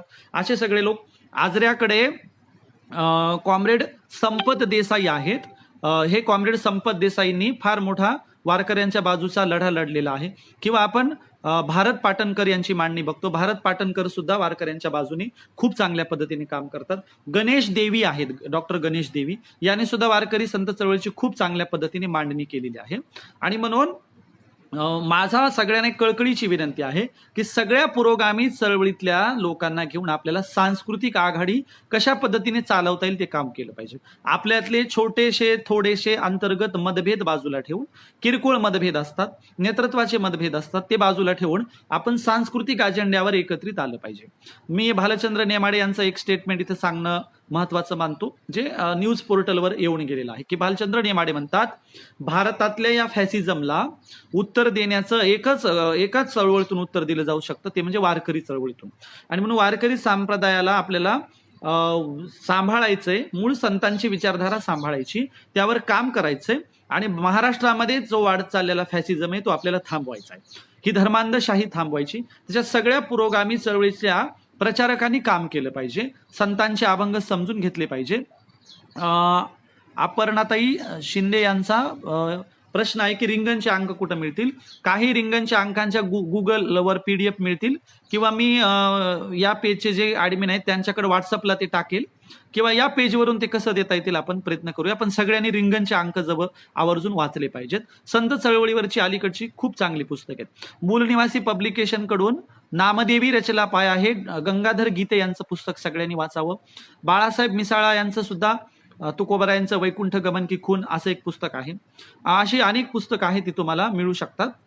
लोकवाङ्मय ग्रहाकडून संत चळवळीवर काही पुस्तकं आहेत ती सुद्धा तुम्ही मिळवली पाहिजेत. आणि एक जणांचा प्रश्न आहे की आपण एकत्रित येण्याचं विवेचन केलंय. मी समारोपाकडे जातानाच या मुद्द्यावर आलेलो आहे की सांस्कृतिक अजेंडा, सांस्कृतिक आघाडी फार महत्वाची आहे. जोपर्यंत आपण सांस्कृतिक आघाडीवर काम करणार नाहीत, एकत्रित येणार नाहीत, तोपर्यंत प्रस्थापित शाहीला, वैदिक शाहीला, ब्राह्मणशाहीला, RSSला किंवा आपण जे काही सनातनी म्हणतो या लोकांना आपल्याला टक्कर द्यायची असेल, धडा शिकवायचा असेल, तर आपल्याला सांस्कृतिक लढे, आंदोलन, मोर्चे चालवले पाहिजे. भौतिकवादातलं काम करत असतानाच त्याच्या जोडीला आपल्याला ह्या अस्मितांच्या प्रतीकांच्या चळवळीकडे दुर्लक्ष करता येणार नाही. मी असं स्टेटमेंट नाही करत की अस्मिता आणि प्रतीकांचं उदात्तीकरण करावं, त्याचा अति उहापोह करावा. असं करायला गेलो तर गोरगरिबांच्या भुकेचे प्रश्न बाजूला राहतील, पण अस्मिता आणि प्रतीकांना दुर्लक्षित करता येणार नाही. पंढरपूरचा पांडुरंग, पंढरपूरचा विठ्ठल हे अनेकांच्या जीवाभावाचं अस्मितेचं प्रतीक बनलेलं आहे. हे प्रतीक गोरगरिबांचं होतं. विठ्ठलाचा रंग काळा आहे, विठ्ठलाच्या नावे लावणारा आबीर काळा आहे. आपण काळ्या संस्कृतीचे लोक काळं प्रतीक स्वीकारायला काय हरकत आहे? आपण आबीर स्वीकारला पाहिजे, विठ्ठल स्वीकारला पाहिजे, सगळे संत स्वीकारले पाहिजे, संतांचं डिब्राह्मणायझेशन केलं पाहिजे, संतांची मांडणी आपण चांगल्या पद्धतीने केली पाहिजे. आणखीन एक आलेलं आहे की मतभेद बाजूला ठेवून कॉमन मिनिमम कार्यक्रमांतर्गत लोकांनी एकत्र यायला पाहिजे. आपण जर सांस्कृतिक अजेंड्यावर काम करायला गेलो ना तर आपसुकच एकत्रित येतो, प्रश्नच नाही. दिंड्या चालतात बघा, आम्ही दरवर्षी दिंडी नेतो. मी गंगाखेडवरनं पंढरपूर पर्यंत संत जनाबाईच्या दिंडीमध्ये 11 दिवस पायी चालतो. अनेक कीर्तन प्रवचन होतात. तिथे अनेक पुरोगामी चळवळीचे लोक भेटून जातात. गेल्या वर्षी आमच्या दिंडीमध्ये, म्हणजे मी पुण्याकडे मिटिंगला आल्याच्या नंतर आमच्या दिंडीमध्ये भेट द्यायला धम्मसंगिनीताई येऊन गेल्या होत्या. त्यांनी मग त्यांच्या पेजवरून जनाबाई आणि विठ्ठलाची खूप सुंदर मांडणी केली की पुरुषाला दळायला लावणारी स्त्री जनाबाई. तर अशा पद्धतीने मतभेदाचा सांस्कृतिक अजेंड्यात मला नाही वाटत ग्राउंडवर प्रश्न उद्भवेल. एकदा का आपण सांस्कृतिक चळवळीत एकत्रित आलो की आपसुकच ते मतभेद दूर होतात. आणखीन एक संविधान दिंडी नावाची मला वाटतं कीर्तनकार सोन्नर यांनी पुण्याकडनं दिंडी नेली होती. गेल्या वर्षीच्या दिंडीमध्ये फार मोठे जगविख्यात शाहीर भगत साहेब म्हणजे संभाजी भगत साहेब सुद्धा पंढरपूरकडनं दिंडीमध्ये सहभागी झालेले होते. त्यामुळे अनेक पुरोगामी वर्ग दिंडीत होतो. भंतीजी वर्ग सुद्धा दिंडीत सहभागी असतो, हे मी स्वतः बघितलेलं आहे. तर काही संतांच्या शेवटाबद्दलचे प्रश्न आलेले आहेत. संतांचा शेवट हा एक स्वतंत्र चर्चेचा विषय बनू शकतो. तो आपण सोशल मीडियामध्ये मला वाटतं नंतर चर्चेला घेतला पाहिजे. मला असं वाटतं की आपण ग्राउंडवर लोकांमध्ये कशा हिशोबाने जायचंय या हिशोबाने आपण काम केलं पाहिजे. वारीबद्दल काही मंडळी नकारात्मक मांडणी करतात, तुम्ही काय सांगाल? वारीत जावे की नाही? माझं म्हणणं आहे वारीत गेलं पाहिजे, कारण वारीला दिशा देणारी टिपिकल मंडळी वाईट असू शकते, वारीत सहभागी होणारी मंडळी वाईट बिलकुल असू शकत नाही. माझा स्वतःचा 3 ते 4 वर्षाचा अनुभव आहे. मी सुरुवातीला वारीत गेल्याच्या नंतर दबकून राहायचो, लांब लांब राहायचो, मोबाईलवरच असायचो. तर ते साधे भोळे लोक जवळ यायचे, अरे तुम्ही एकलकोंड्यासारखं का राहता? कारण तुम्हाला माहितीये आपण ग्राउंड तोडलं की आपण परात्मा बनतो, एकलकोंडे बनतो. पण मी वारीत गेल्याच्या नंतर ती लोक आपल्याला एवढं सांभाळून घेतात, इतकी शुद्ध नितळ मनाची असतात. माझ्या एका वारीच्या वेळेला दिंडीमध्ये भिडे गुरुजीचा कार्यकर्ता होता आणि तो एवढी सेवा शुश्रूषा करायचा की लोकांची मनं जिंकायचा आणि मी आपला नुसत्या गप्पा हाणणारा. तर मग मला लक्षात आलं की त्याग आणि समर्पणाच्या द्वारेच तुम्हाला लोकांची मनं जिंकता येतील, कोरडं तत्वज्ञान सांगून नाही. आणि मग वारीमध्ये नंतर त्या लोकांना कळलं की हा अभ्यासक आहे, याचं नामदेव महाराजांवर पुस्तक प्रकाशित आहे, जनाबाईवर पुस्तक प्रकाशित आहे, हे आपल्या दिंडीत जे सहभागी झाले ते चोखोबाऱ्यांवर लिखाण करतात. आणि मग लोक इतक्या पद्धतीने जवळ करायला लागले, बोलायला लागले, सेवा सुविधा द्यायला लागले. त्यामुळे वारीत सहभागी होणारी लोक साधी भोळी लोक आहेत, ती आपलीच आहेत, आपल्याच जवळच्या कुटुंबातून आलेली आहेत. त्यांचा काय दोष आहे? म्हणून आपण त्या लोकांमध्ये गेलं पाहिजे आणि त्या लोकांमध्ये परकाया प्रवेश केला पाहिजे. भिडे गुरुजींनी परकाया प्रवेश करून अनेकांना आपल्याकडे ओढलेलं आहे. आपल्याकडे परकाया प्रवेश केलंय असं उदाहरण मला द्यायला कोणी नाही. म्हणजे पुरोगामी चळवळीत असं म्हणता येईल का की हा अमुक पुरोगामी आहे, त्यांनी परकाया प्रवेशाची कला आत्मसात करून लोकांना जिंकलेला आहे? आपल्याकडे असं उदाहरणच नाहीये द्यायला. लोकांमध्ये जा, त्यांच्यासारखं वागा, त्यांच्यासारखं जगा, त्यांची अनुभूती घ्या, त्यांच्यामध्ये परकाया प्रवेश करा आणि मग बघा लोक तुम्हाला हिरो मानतील. आपल्या तत्वज्ञानाला लोक हिरो नाही मानत, आपल्या दिसण्याला लोक हिरो नाही मानत, आपल्या ऍटिट्यूडला लोक हिरो नाही मानत. त्यांच्यासारखं जे जगतात. शाहू महाराजांकडनं आपण काय उदाहरण घेणार आहोत? अहो, शाहू महाराज गोरगरिबांच्या घरी जाऊन हातावर भाकरी घेऊन त्यांच्यासारखं जीवन जगून, एवढा मोठा राजा असून गोरगरिबांच्यासाठी त्यांच्यासारखं जगायचे. ही परकाया प्रवेशाची शाहू महाराजांच्या काळातलं उदाहरण आहे. मी अलीकडच्या काळातलं तर तुम्हाला उदाहरण देऊ शकत नाही. आणि म्हणून आपण चांगल्या पद्धतीने सगळ्यांनी काम केलं पाहिजे. अलीकडच्या काळात वैदिक व्यवस्थेने स्त्री कीर्तनकारांना खूप विरोध केलेला आहे. मी माझा एक प्रसंग सांगू इच्छितो की मी डॉक्टर आप्पासाहेब पुजारी म्हणून प्राचार्य आहेत, सांगोल्याला असतात ते, आणि सांगोला मंगळवेढा रोडवर खूप मोठा त्यांचा बंगला आहे. त्यांनी संत चोखोबारायांवर फार मोठं चरित्र आणि गाथा प्रकाशित केले. त्याचं पुनर्प्रकाशनही नुकतंच झालेलं आहे. त्यांनी कानोपात्रेच्या मूर्तीचा गौरव सोहळा ठेवला होता, ओपनिंग ठेवली होती, कार्यक्रम ठेवला होता. तेव्हा मी तिथे गेलो आणि तिथे एक नामांकित फड परंपरेच्या प्रमुख आल्या होत्या, ज्यांचं नाव आहे भगवतीताई सातारकर. आणि मी सूत्रसंचालक होतो. मी सूत्रसंचालन करताना स्त्रियांना किती त्रास दिला जातो, कीर्तन करू दिले जात नाही अशी मांडणी केली. तर भगवतीताईंनी त्या कार्यक्रमात स्टेजवरून सांगितलं की मला सुद्धा कीर्तन करताना त्रास दिला जातो, कीर्तनाला उभं राहू दिलं जात नाही. आणि म्हणून आजही स्त्री कीर्तनकारांना त्रास देण्याची उदाहरणं आहे. त्यानंतर मी संत जनाबाईंवर पुस्तक लिहिलं. त्या पुस्तकामध्ये गोदावरीताईंची मुलाखत घेतलेली आहे. गोदावरीताई मुंडे म्हणतात की मला एका नामांकित घराण्याच्या वारसदाराने दिंडीमध्ये कीर्तन अभंग म्हणायला उभी राहिली असताना खाली बसवलं होतं, लोकांमध्ये अपमान केला होता. बघा, एकेकाळी नामदेव महाराज स्त्रियांना बरोबरीचं स्थान देतात आणि इकडे मात्र आधुनिक कीर्तनकार स्त्रियांना उभं राहू देत नाहीत.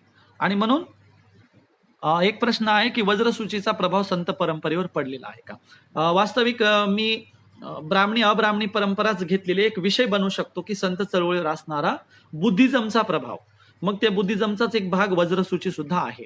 पण हा एक चर्चेचा वेगळा विषय होऊ शकतो. तरी पण संत चळवळीची सगळी प्रतीकं, वीट जी आहे, वीट ही 8 कोण्यांची आहे. इकडनं 4 कोणी, इकडने 4 कोणी, म्हणजे 8 कोणी म्हणजे अष्टांग मार्ग. विठ्ठल अष्टांग मार्गावर उभा आहे. डोक्याला जो अष्टगंध लावला जातो त्याच्यात नाव आहे अष्ट आणि गंध. गंध म्हणजे रुची, चव, आवड. 8 गोष्टींची आवड म्हणजे अष्टांग मार्गाची आवड. अशा पद्धतीने अप्रत्यक्षरित्या बुद्धिझम इन्व्हॉल्व आहे. बुद्धाची तत्वज्ञान याच्यामध्ये आहे. सेलूला तुकाराम, मला त्यांचं आडनाव आठवत नाहीये, फार मोठे अभ्यासक आहेत संत चळवळीचे. त्यांची स्वतःची वारकरी शिक्षण संस्था आहे आणि सेलूचे दिग्गज आहेत. तर त्यांनी आता मला कार्यक्रमाला बोलवलं तर त्यांनी तुकोबरायांच्या अभंग गाथेवर त्रिपिटकातल्या काही ग्रंथांचा केवढा मोठा प्रभाव आहे हे सिद्ध केलेला आहे. त्यामुळे वज्रसूची तर निश्चितच तुकोबरायांना बौद्ध भिक्षूंकडून आलेली वज्रसूची तुकोबरायांनी बहिणाबाईंना मराठीत करायला लावली आणि मग ती वज्रसूची मराठीत आली. वज्रसूची ही बौद्ध आचार्य अश्वघोष यांनी लिहिलेली आहे आणि अश्वघोष यांनी सांगितलं की ज्यांच्या नावे गोत्र तयार झालेत ते गोत्र तयार झालेले कसे जन्माला आले. ज्यांच्या मायबापाचे शुद्ध नाहीत त्यांना तुम्ही शुद्ध कसं काय म्हणता असा प्रश्न आहे. प्रश्न आहे की बहुतेक फडांचे नेतृत्व ब्राह्मणांकडे आहे, त्यामुळे वारकरी परंपरेचे ब्राह्मणीकरण होत असावं, तर ते नेतृत्व वितरित कसं करावं. तर बरोबर आहे, पण या ब्राह्मणी फड परंपरेला विरोध करणारे पण काही अब्राह्मणी फड आहेत. या अब्राह्मणी फडांशी आपण जाणं ठेवलं पाहिजे. मला सांगा, संत कैकाडी महाराज आज पंढरपुरात आहेत. एवढा मोठा ग्रेटेस्ट माणूस आपल्या बाजूने लढता लढता आयुष्यपणाला लावलेला आहे. तनपुरे महाराजांचा मठ पंढरपुरात आहे, आपल्यासाठी आयुष्यपणाला लावले. पण किती पुरोगाम्यांनी जाऊन त्यांची भेट घेतली, मुलाखत घेतली, त्यांना आपल्या चांगल्या कार्यक्रमात बोलवलं. तर आपल्या बाजूची फड परंपरा निर्माण होऊ शकते, फक्त आपण या चांगल्या कीर्तनकारांकडे जाणं येणं ठेवलं पाहिजे, चांगल्या फड परंपरेकडे जाणं येणं ठेवलं पाहिजे. आणि त्यांच्या ताब्यात जी गेलेली फड परंपरा आहे त्यांना संतांचे अभंग सांगून रस्त्यावर किंवा मूळ मुद्द्यावर आणलं पाहिजे. चल बघ, संत आत्मा परमात्मा मानत नव्हते, तू कसा काय मानतो. संत वैदिक व्यवस्थेचं फार मोठं समर्थन करत नव्हते, वैदिक व्यवस्थेला विरोध करत होते, तरी तू कसं काय वैदिकांचं समर्थन करतो. अशा हिशोबाने आपल्याला हे सगळं चालवलं पाहिजे, आपण जाणं येणं ठेवलं पाहिजे. बरेचसे फड आहेत जे अब्राह्मणी परंपरा चालवतात, ते आपल्याला आता शोधायचे. म्हणून मूळ तत्वज्ञानापासून दूर गेलेला वारकरी संप्रदाय आपल्याला सांभाळायचा आहे, त्याला मूळ तत्वज्ञानाकडे वापस आणायचं. त्यासाठी अनेकांनी अभंग पाठ करावेत, पुस्तकं लिहावीत, प्रचार करावा, फील्डवर जावं, चांगल्या कीर्तनकारांना आपल्या कार्यक्रमात बोलवावं आणि तसं आपण करायला सुरुवात केली पाहिजे. मी बौद्ध महासभेची कोल्हापूरकडे सतीश भारतवाशी आणि संतोषजी म्हणून आहेत, त्यांचे भाऊ प्राध्यापक आहेत, यांनी हुपरीला आत्ता झालेल्या एका बौद्ध धम्म परिषदेला मला वारकऱ्यांच्या वेशभूषेत बोलावून मांडणी करायचं सत्र दिलं होतं. हे अत्यंत अलीकडच्या काळातलं मोठं काम मी मानतो की बौद्ध परंपरेतल्या स्टेज शेअर करणाऱ्यांनी, स्टेज निर्माण करणाऱ्यांनी कीर्तनकारांना बोलवणं सुरू केलेलं आहे. आपण ते केलं पाहिजे, त्या हिशोबाने मांडणी केली पाहिजे. आणि मग ती मांडणी एकत्रित झाली, अनेक स्टेजवर हे कीर्तनकार यायला लागले, तर ते इकडचंही समजून घ्यायला लागतील. पुरोगाम्यांच्या कार्यक्रमात कीर्तनकार आले तर पुरोगामी मांडणी समजून घ्यायला सुरुवात करतील. दिंडीत जाती प्रथा अस्पृश्यता पाळली जाते का? दिंडीतील वारकरी दिंडीत जातपात मानत नसले तरी गावी परत आल्यावर जातपात अस्पृश्यता पाळतात, हे कसे? तर त्याच काळात संतांनी उभ्या केलेल्या तत्वज्ञानाला ही सगळ्यात मोठी मर्यादा आली की त्यांना जाती भेद विरहित गावं निर्माण करायची होती. जाती भेद अस्पृश्यता न पाळणाऱ्या तत्वज्ञानातून प्रचारक तयार झाले आणि या प्रचारकांनी गावात जाऊन जातीभेद मानू नये अशी गावं तयार करायची होती. पण संतांच्या संकल्पनेतलं जातीभेद न मानणारं एकच गाव उभं राहिलं, पंढरपूर. तेही दिंड्यांच्या काळातच. दिंड्यांमध्ये जातीभेद पाळला जात नाही, कोणी कोणाच्या ताटात जेवतं, एकत्रित जेवतं, जात सुद्धा विचारली जात नाही. माझा व्यक्तिगत अनुभव आहे, मला दिंडीमध्ये अजूनही दिंडीतल्या लोकांनी कधी जात विचारलेली नाही. किंवा आता माझ्या संपर्कात जे अनेक लोक आहेत ज्यांच्याशी माझा एकमेकांशी फोनवर चर्चा असते, त्यांना माझी जात माहित नाही किंवा मला त्यांची गरजही पडलेली आहे. पण गाव पातळीवर गेलो की मात्र जाती व्यवस्था पाळली जाते, हे वास्तव आहे. अनेक ठिकाणी असे अनेक अलीकडच्या काळात प्रकार घडलेले की मंदिरात येऊ दिलं जात नाही, भेदाभेद अस्पृश्यतेचे अनेक मुद्दे घडलेले आहेत. आणि म्हणून आपल्याला संतांचं स्वप्न संतांच्या काळात पूर्ण झालेलं नाही, संतांच्या नंतरही त्यांच्या प्रचारकांनी पूर्ण केलं नाही, ते आपल्याला करायचंय. एक गोष्ट तुम्हाला सगळ्यांना आवर्जून सांगेल की विदर्भामध्ये गणपती महाराज नावाच्या एका संतांनी आपल्याला अपेक्षित असलेलं भन्नाट काम डॉक्टर बाबासाहेब आंबेडकरांच्या काळाच्या टप्प्यावर केलेलं आहे. त्यावर एक फिल्म आलेली आहे, सगळ्यांनी बघायची आहे. आझाद नावाची फिल्म युट्यूबला आलेली आहे. अरविंद जोशी यांनी ती फिल्म बनवली. त्या फिल्मबद्दल आपले काही मतभेद आहेत, पण ती फिल्म आवर्जून तुम्ही बघायला पाहिजे. मतभेदाचा मुद्दा असा आहे की त्यांनी आझादमध्ये माजी अस्पृश्य जातीच्या बुद्धिजीवींचे फारशा काही मुलाखती घेतल्या. रावसाहेब कसबेंची मुलाखत हवी होती, जवी पवारांची हवी होती, किंवा अनेक शेड्यूल कास्ट मधल्या जाणकारांच्या बुद्धिजीवींच्या मुलाखती हव्या होत्या, त्या दिसत नाहीत. हा एक छोटासा आपला किरकोळ मतभेदाचा मुद्दा आहे. दुसरा मतभेदाचा मुद्दा आहे की जाती व्यवस्था मानू नये यासाठी आंतरजातीय विवाह करण्यापर्यंत आणि अस्पृश्यता निवारणाचे अनेक प्रयोग करणाऱ्या व्यक्तींच्या गेल्याच्या नंतर सरकारने त्यांना आझाद म्हणलं असेल, प्रस्थापितांनी आझाद म्हणलं असेल, त्यांची आझाद बनली असेल, हा त्यांचा दोष नाही. पण जाती व्यवस्था न मानणाऱ्यांचीच एक जात बनते असा प्रचार करणं चुकीचं आहे. जाती व्यवस्था न मानणाऱ्यांचीच जात बनते म्हणून काय जाती व्यवस्थेला विरोध करायचा नाही का? केरळामध्ये 1.5 ते 2 लाख तरुण वर्गाने जाती व्यवस्थेला विरोध केला, जात लावायला नकार दिला. केरळातला फार मोठा तरुण वर्ग जात लावत नाही. आणि म्हणून भारतामध्ये सुद्धा संत चळवळीतून, वारकरी चळवळीतून प्रभावित होऊन गणपती महाराजांनी आझादचा प्रयोग केला. गणपती महाराजांनी जात मानायचं नाही ठरवलं, कोणी जात लावायची नाही ठरवलं. अस्पृश्य सवर्ण जातींची लग्न लावून दिली. त्यांनी अनेक असे भन्नाट प्रयोग केलेले आहेत, ज्यावर आझादची फिल्म आलेली आहे. किरकोळ मतभेदाचा मुद्दा बाजूला ठेवून अरविंद जोशी यांचं आपण अभिनंदन करूया आणि गणपती महाराजांना आपण समजून घेतलं पाहिजे. आणि म्हणून जाती व्यवस्थेला विरोध करणारा संतांच्या काळामध्ये गाडगे महाराज असतील किंवा गणपती महाराज असतील, तुकडोजी महाराज असतील, यांनी प्रयोग केले तसे, आणि काही लोकांचे प्रयोग यशस्वी राहिले. सबंध वारकरी मात्र जाती अंतक बनू शकलेले नाहीत. सबंध खेडे मात्र जाती अंतक बनू शकलेले नाहीत. आणि म्हणून आता आपल्याला जाती अंताचं काम करण्यासाठी या सांस्कृतिक चळवळींना किती लिमिट पर्यंत उपयोगाला आणता येईल आपण हे वापरलं पाहिजे. माझा असा दावा नाही की हेच अंतिम आहे, हीच चळवळ तुम्हाला न्याय देऊ शकते, पण माझं एक म्हणणं आहे की याला आपण सांस्कृतिक अजेंडा म्हणून चालवू शकतो आणि लोकांमध्ये जाऊ शकतो. या वेशभूषेच्या प्रती, या परंपरेप्रती लोकांमध्ये प्रचंड आदर आहे. मी जेव्हा कीर्तनाच्या वेशभूषेमध्ये खेड्यापाड्यामध्ये जात असतो, बसनं प्रवास करतो, रेल्वेत, तर गर्दीमध्ये सुद्धा बसमध्ये लोक मला जागा देतात, रेल्वेत जागा देतात, आदराने बघतात, नंबर विचारतात, माऊली म्हणतात किंवा बाबा म्हणतात, कीर्तनकार म्हणतात. कीर्तनकारांच्या प्रती किंवा कुठलाही प्रचारक असो, बौद्ध भिक्षू असतील, महानुभव प्रचारक असतील, कीर्तनकार असतील, नाथांचे प्रचारक असतील, यांच्या प्रती सर्वसामान्यांमध्ये प्रचंड आदराची भावना आहे.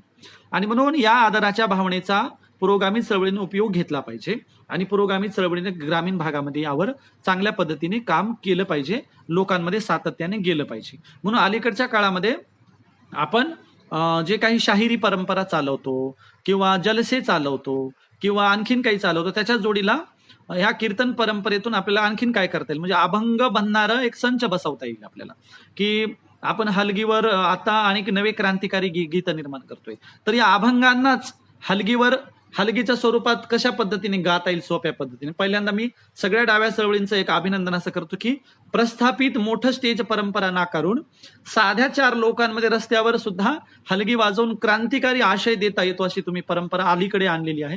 अत्यंत कौतुकास्पद आहे. समता कलामंच असेल किंवा कबीर कलामंच असेल किंवा प्रत्येक जिल्ह्यावर इथे औरंगाबादला एक कलामंच आहे, अशा अनेक छोटे छोटे तालुका जिल्हा स्तरावर जी कलामंच उभं राहत आहेत, ही कलामंच 4 लोकांमध्ये जाऊन सुद्धा क्रांतिकारी आशय देत आहेत. ही प्रचंड अभिमानाची बाब आहे. याच हलगीवरून याच छोट्या छोट्या कार्यक्रमात आपल्याला अभंग आणता येतील का, तसा आशय देता येईल का, असा आपण नवा प्रयोग केला पाहिजे. किंवा पेटीवर अभंगांचा कार्यक्रम करता येईल का, अशा हिशोबाने आपल्याला ते काही करता येईल का, म्हणून हा प्रयत्न आपण सांस्कृतिक चळवळीला ही जोड देण्याचा आपण प्रयत्न केला पाहिजे. जास्तीत जास्त लोकांनी दिंड्यांमध्ये आलं पाहिजे, जास्तीत जास्त लोकांनी वारकरी परंपरेतल्या लोकांना समजून घेतलं पाहिजे, अनेक तीर्थक्षेत्रांना भेट दिली पाहिजे. माझं म्हणणं काय, तिथं जे लोक नास्तिक आहेत त्यांना डोकं नाही टेकवायचं, नका टेकवू ना. तिथे जा, ते बघा, ते मंदिर बघा, ते कल्चर बघा, लोकांचा स्वभाव बघा, लोकांच्या परंपरा समजून घ्या, चालीरीती समजून घ्या, लोकांचं शोषण कसं होतं ते समजून घ्या. कॉम्रेड प्रफुल्ल आहेत, प्रफुल्ल सुद्धा हलगीवरून एक चांगले प्रयोग करतात, गीतं गातात. त्यांचं म्हणणं आहे हलगीवरील अभंग बसतील का कॉम्रेड. आपण प्रयत्न केला तर ते बसतील, किंवा ज्यांना टॅक्ट आलीये, जे इझी गोईंग मध्ये ते करू शकतात. अशा लोकांकडनं 2-3 अभंग आपण करून घेतले पाहिजे किंवा आपल्याला आणता येतात का तो प्रयोग केला पाहिजे. आणि म्हणून आपल्याला आता या अलीकडच्या काळामध्ये प्रबोधनाचे अनेक ट्रेड वापरायचे. केवळ वारकरी परंपरेचाच ट्रेड वापरावा असं म्हणणं नाहीये, तर अनेक लोककलावंत आहेत, गोंधळी आहेत. गोंधळ्यांच्या संबळावर क्रांतिकारी गीत गाता येतील की नाही. माझ्या वालवर एक व्हिडिओ आहे की एका गोंधळ्याला पैसे दिलेले आहेत आणि तो लांबून देणाऱ्याचं नाव सांगतो. त्याला करपल्लवी भाषा म्हणतात. हातवारे करून एक भाषा असते करपल्लवी. आणि मग तो लांबूनच सांगतो आणि इकडे वाजवणारा गोंधळी हवेत करपल्लवीत सांगितलेलं नाव वाचतो आणि तो म्हणतो मार्क्स बाबाच्या नावाने दान पावलं. माझ्याकडे वासुदेव आला होता, म्हणजे गोंधळ्याला आपण सांस्कृतिक अजेंड्यात वापरू शकतो. माझ्याकडे वासुदेव आला होता. त्याचा एक किस्सा मजेदार आहे की माझ्या बाजूला जे किरायदार राहायचे त्यांचा दरवाजा आणि माझा दरवाजा अगदी जवळ खेटूनच होता आणि माझा दरवाजा कधी उघडायचा नाही. माझ्या सुद्धा सुरुवातीला नकारात्मक स्वरूपाच्या भावना होत्या किंवा कुणी अंगणामध्ये आला तर मी काही फार सुरुवातीला दाद द्यायचो नाही. मग बाजूच्या काकू, मी जेव्हा किरायना राहायचो तेव्हा त्या दान देणाऱ्याला बाहेर यायच्या, दान द्यायच्या आणि त्या त्यांच्या सासरी बुवांचं नाव सांगायच्या. आणि सासरी बुवांचं नाव सांगितल्याच्या नंतर तो त्यांच्या सासरी बुवाचं नाव घेऊन निघून जायचा. एकदा मी आलो आणि मी दान दिलं, त्यांनी त्यांच्या सासरी बुवाचं नाव घेतलं. त्यांना वाटलं दोन्ही घरं एकच आहेत आणि एकाच घरातून त्यांनी आलेला आहे. असं बऱ्याच वेळेला झालं. दुसऱ्या वेळेला त्याही दान द्यायला आल्या, मीही आलो आणि मग ते म्हटलं तुमची 2 घर आहेत का. म्हणलं हो. ते म्हणले मी कित्येक वेळा तुमचं दान घेताना त्यांच्या सासरे बुवांचा उद्धार करतो. म्हणजे त्याला काय होतं, त्याला कुठं बिघडलं. म्हणलं तुम्हाला देणं, तुमचा सन्मान करणं माझं गरजेचं आहे. तेव्हा ते म्हणाले की असं नाही, नाव सांगितलं पाहिजे, आपल्या कुळाचा पूर्वजांचा उद्धार केला पाहिजे. ते म्हणाले सांगा तुमच्या, आज तुम्ही दान दिलं, तुमच्या कुळाचा उद्धार करायचा आहे, तुमच्या पूर्वजाचं नाव सांगा. मी म्हणलं डॉक्टर बाबासाहेब आंबेडकर आम्ही आमचा बाप मानतो आणि फुलेला आम्ही आज्या मानतो. आज्याचं नाव सांगायची परंपरा आहे, तर मग फुलेंचं नाव घ्या, आमच्या आजोबाचं नाव घ्या, आज्याचं नाव घ्या. आणि आम्ही फुलेंच्या कुळाचे वारसदार आहोत. आधुनिक भारतात आमच्या कुळाचे जनक फुले आहेत. आणि मग त्यांनी माझ्या युट्यूबला हे गीत आहे, तुम्ही बघू शकता. मग त्यानं ज्योतिराव फुलेंच्या नावानेच दान पावलं असं खूप सुंदर पद्धतीने म्हटलं. मी ते रेकॉर्ड केलं आणि मी माझ्या युट्यूबला टाकलेलं आहे. म्हणजे मला सांगायचं तात्पर्य काय आहे, वासुदेवांना सांस्कृतिक आघाडीत घेता येईल की नाही, घेता येईल. गोंधळ्यांना सांस्कृतिक आघाडीत घेता येईल की नाही. या सगळ्या लोककलावंतांना सांस्कृतिक आघाडीत घेण्यासाठी स्पेशल प्रयोग केले पाहिजे. आता हे जुन्या जाणत्या वयस्क लोकांवरच किती काळ ब्लेम करायचा आपण की हे गेले नाही, ते गेले नाही, यांनी केलं नाही, त्यांनी केलं नाही. आता नव्या पिढीची, नव्या दमाची ही जी तरुण आहे त्यांनी या सगळ्या लोककलावंतांना कसं उपयोगाला आणता येईल ते बघितलं पाहिजे. मला एक आठवलं म्हणून सांगतो. कॉम्रेड लोकेश कांबळे यांचं आपण पहिल्यांदा अभिनंदन केलं पाहिजे की त्यांनी औरंगाबादच्या विद्यापीठात असे सांस्कृतिक प्रयोग केलेले आहेत. नामांतराच्या लढ्याच्या नंतर विद्यापीठाला नामांतराचा म्हणजे नामांतर लागू झाल्याच्या नंतर, विद्यापीठाचा नामविस्तार झाल्याच्या नंतर बाबासाहेबांच्या पुतळ्यापाशी पहिल्यांदा सर्वप्रथम कीर्तन घडून आणण्याचं श्रेय लोकेश कांबळे यांच्या टीमला जातो. बाबासाहेबांच्या पुतळ्यासमोर पारंपरिक वेशभूषेमध्ये कीर्तन घडून आणून मी स्वतः तिथं कीर्तन केलं, कीर्तनाचा प्रयोग केला आणि विद्यापीठाच्या इतिहासात एक क्रांतिकारी आपण मुद्दा घडवलेला आहे की बाबासाहेबांना सुद्धा अभिवादन कीर्तनातून करता येतं. मी बऱ्याच कीर्तनात बाबासाहेबांचं नाव घेत असतो. लोकेश यांनी बैल पोळ्याचा सण बैलांना घेऊन त्या औरंगाबाद विद्यापीठात केला होता. बैलपोळा काही ब्राह्मणी सण नाही, अब्राह्मणी सण आहे, शेतकऱ्यांचा आहे, कष्टकऱ्यांचा आहे. असे सगळे सणवार उत्सव कल्चरल आपण घेऊ शकतो. आणि वारकरी गाव पातळीवर हा प्रश्न मला वाटतं झालेला आहे. तर म्हणून अशा पद्धतीने आपण हे सगळे सांस्कृतिक प्रयोग केले पाहिजे आणि चांगल्या पद्धतीने काम केलं पाहिजे. म्हणून तरुणांनी असे सांस्कृतिक प्रयोग करावा अशी माझी इच्छा आहे की अनेक लोककलावंतांना घेऊन काही करता येतं का. माझं तर म्हणणं आहे पोतराजांना घेऊन आपण संसदेवर मोर्चा नेला पाहिजे की या उघड्या नागड्या लोककलावंतांच्यासाठी निधी दिला पाहिजे. मला सांगा, मंदिरातल्या दानपेट्यांवर जगणाऱ्या पुरोहितांना 6,000 रुपये महिना सुरू आहे. हे काही श्रम करतात का, राबतात का, तरी फुकट सरकारने त्यांना 6,000 रुपये महिना सुरू केलेला आहे. पण माझ्या पोतराजाला, माझ्या गोंधळ्याला, माझ्या वारकऱ्याला, माझ्या टाळकऱ्याला, माझ्या कीर्तनकाराला, माझ्या महानुभव प्रचारकांना, माझ्या लिंगायत प्रचारकांना आहे का पगार? बिलकुल पगार नाहीये. आणि म्हणून आपण यासाठी आंदोलन केले पाहिजे की या लोककलावंतांना सरकारने दरमहा 10,000 रुपये पगार सुरू केली पाहिजे. यावर आपण निवेदनं सुरू केली पाहिजे सगळ्या पुरोगामी चळवळीच्या लोकांनी. मंदिरातल्या ब्राह्मण पुरोहितांना फुकटात 6,000 रुपये देतात आणि हे लोककलावंत अंगावर चाबूक मारून घेतात, खेड्यापाड्यात प्रचार करतात, खेड्यातलं दूरदर्शन बनतात, खेड्यातले मॅसेंजर बनतात. राईंदर लोकांची दगडाने ठेचून हत्या करणं चालू आहे. राईनपाडामध्ये तुम्ही बघितले, धुळे जिल्ह्यामध्ये भटक्या मुक्तांमधल्या डवरी गोसावी यांची हत्या करण्यात आली. म्हणजे आमच्या लोककलावंतांना तुम्ही ठेचून मारता आणि त्यांच्या इथे फुकट जगणाऱ्यांना 6,000 रुपये पगार सुरू करता. हे अन्याय करणारं आहे आणि म्हणून लोककलावंतांची बाजू पुरोगामी यांनी घेणं गरजेचं निर्माण झालेलं आहे. असं काम झालेलं नाही. 19व्या शतकामध्ये गुजरातच्या एका संत नरसिंह मेहता नावाच्या संतांनी अस्पृश्याचे नामकरण करून हरिजन ठेवले. अशा नामकरणामुळे बदल होतो का? हे त्या काळातले त्यांनी तात्कालिक केलेले प्रयोग आहेत, पण असं काही झालेलं नाही, असं होत नाही. नाव बदलणं हे आता सफिशियंट नाहीये, तर ज्या धर्मग्रंथांवर ही व्यवस्था टिकलेली त्या धर्मग्रंथांना नकार देणे, प्रस्थापित व्यवस्थेला नकार देणे आणि बाबासाहेबांनी सांगितलं त्याप्रमाणे अॅनिलेशन ऑफ कास्टवर येणं आणि आजचे हे सगळे जातीअंताचे प्रयोग करणं हे गरजेचं आहे. त्या संतांनी त्या काळात एक काही विशिष्ट प्रयोग केले, त्याबद्दल त्यांचा आपल्याला आदर आहे, पण ते प्रयोग अनसक्सेस राहिलेले आहेत. हे मात्र आपण डोळसपणाने स्वीकारलं पाहिजे. आणि म्हणून मी तुम्हाला हे सांगत होतो की लोककलावंतांना आपल्याला कशा पद्धतीने गोळा करून त्यांचे मोर्चे आंदोलन करता येतील असं आपण काम केलं पाहिजे. आता श्रेया नाईक सुद्धा तृतीय पंथ्यांमधून आपल्याकडं लाईव्ह होत्या, म्हणजे त्या लाईक करून गेलेल्या आहेत, मला वाटतं त्या बघतायत. श्रेया नाईक आणि अनेक तृतीय पंथीयांना घेऊन सुद्धा आपण कार्यक्रम करत आहोत, त्यांना आत्मभान देत आहोत आणि त्यांना या पुरोगामी चळवळीशी आपण अटॅच करत आहोत. आणि म्हणून सगळे लोक कलावंत असतील, देवीचे उपासक असतील, जोगती असतील, आराधी असतील, अनेक लोक असतील, या देव्यांच्या प्रचारकांनाही आपण गोळा करत आहोत. देवी देवतांच्या प्रचारकांच्यासाठी एक अजेंडा बनवून त्यांच्यासाठी सरकारकडे मागणी करत आहोत. आणि म्हणून आपण अशा पद्धतीने ह्या सगळ्या पुरोगामी वर्गाने आता व्यापक बनवून ग्रामीण भागात जाण्याचा अजेंडा तयार करायला हवा. एकत्रित अजेंड्यावर आपण काम करायला हवं, अशी एक मी तुमच्या सगळ्यांकडं माझी एक इच्छा व्यक्त करतो, विनंती करतो. आणखीन काही कुणाचे प्रश्न असतील तर सांगा. मी माझी मांडणी केली. संत चळवळीतले अनेक अभंग सांगता येतील, अभंगांच्या द्वारे मांडणी करता येईल, पण तुम्हाला सगळ्यांना चर्चा करता यावी, सोपं जावं म्हणून मी ही सगळी तुमच्या समोर मांडणी केली आहे. संतांनी आधुनिक भारतातल्या सगळ्या म्हणजे आधुनिक भारतातही टिकून राहिलेल्या समस्येवरची उत्तरं तेव्हा दिलेली आहे की संतांनी अस्पृश्यतेवरचे अभंग केलेले आहेत. प्रश्न आलाय, लोककलावंतांनी संयुक्त महाराष्ट्राच्या आंदोलनात मुख्य भूमिका बजावली होती. संतोषजी जाधव यांचं म्हणणं आहे, बरोबर आहे, पण अलीकडे त्या लोककलावंतांना क्रांतिकारी आशय द्यावा लागणार आहे. ते मूळ मुद्द्यावर आज नाहीये. ते लोककलावंत पारंपरिकच सगळं चालवतात, ज्याच्यातून कदाचित अंधश्रद्धेचाही प्रचार होत असावा.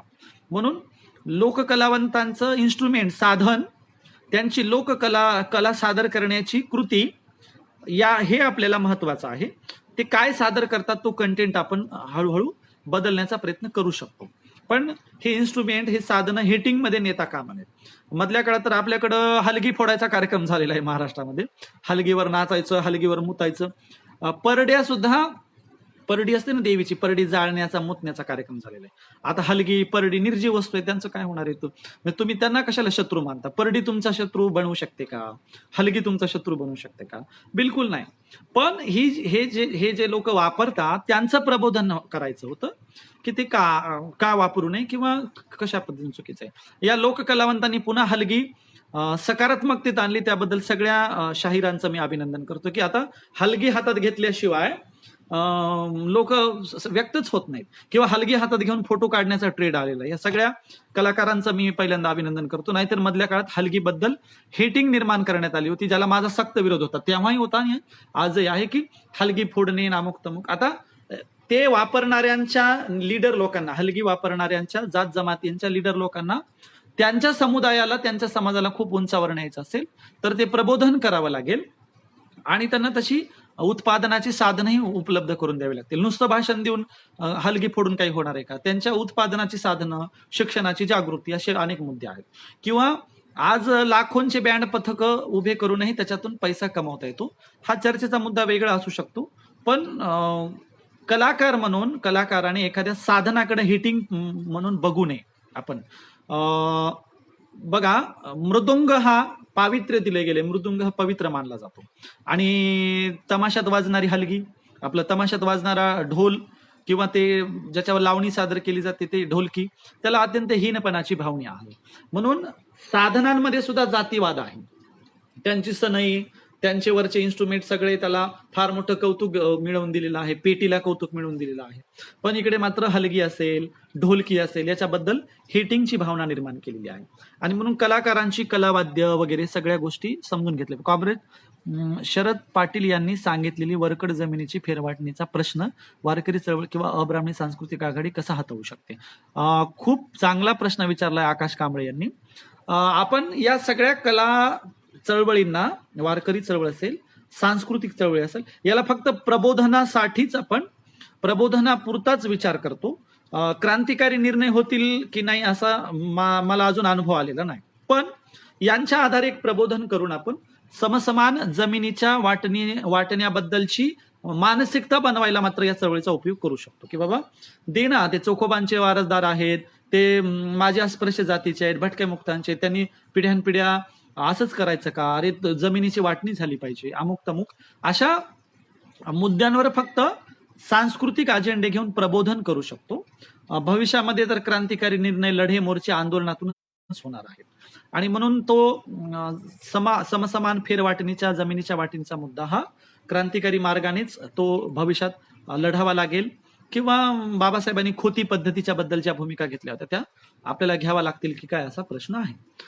शेतकरी वर्गामध्ये अब्राह्मणी सांस्कृतिक भान देणे खूप गरजेचं आहे. त्यासाठी काय प्रबोधन पर्याय आहे?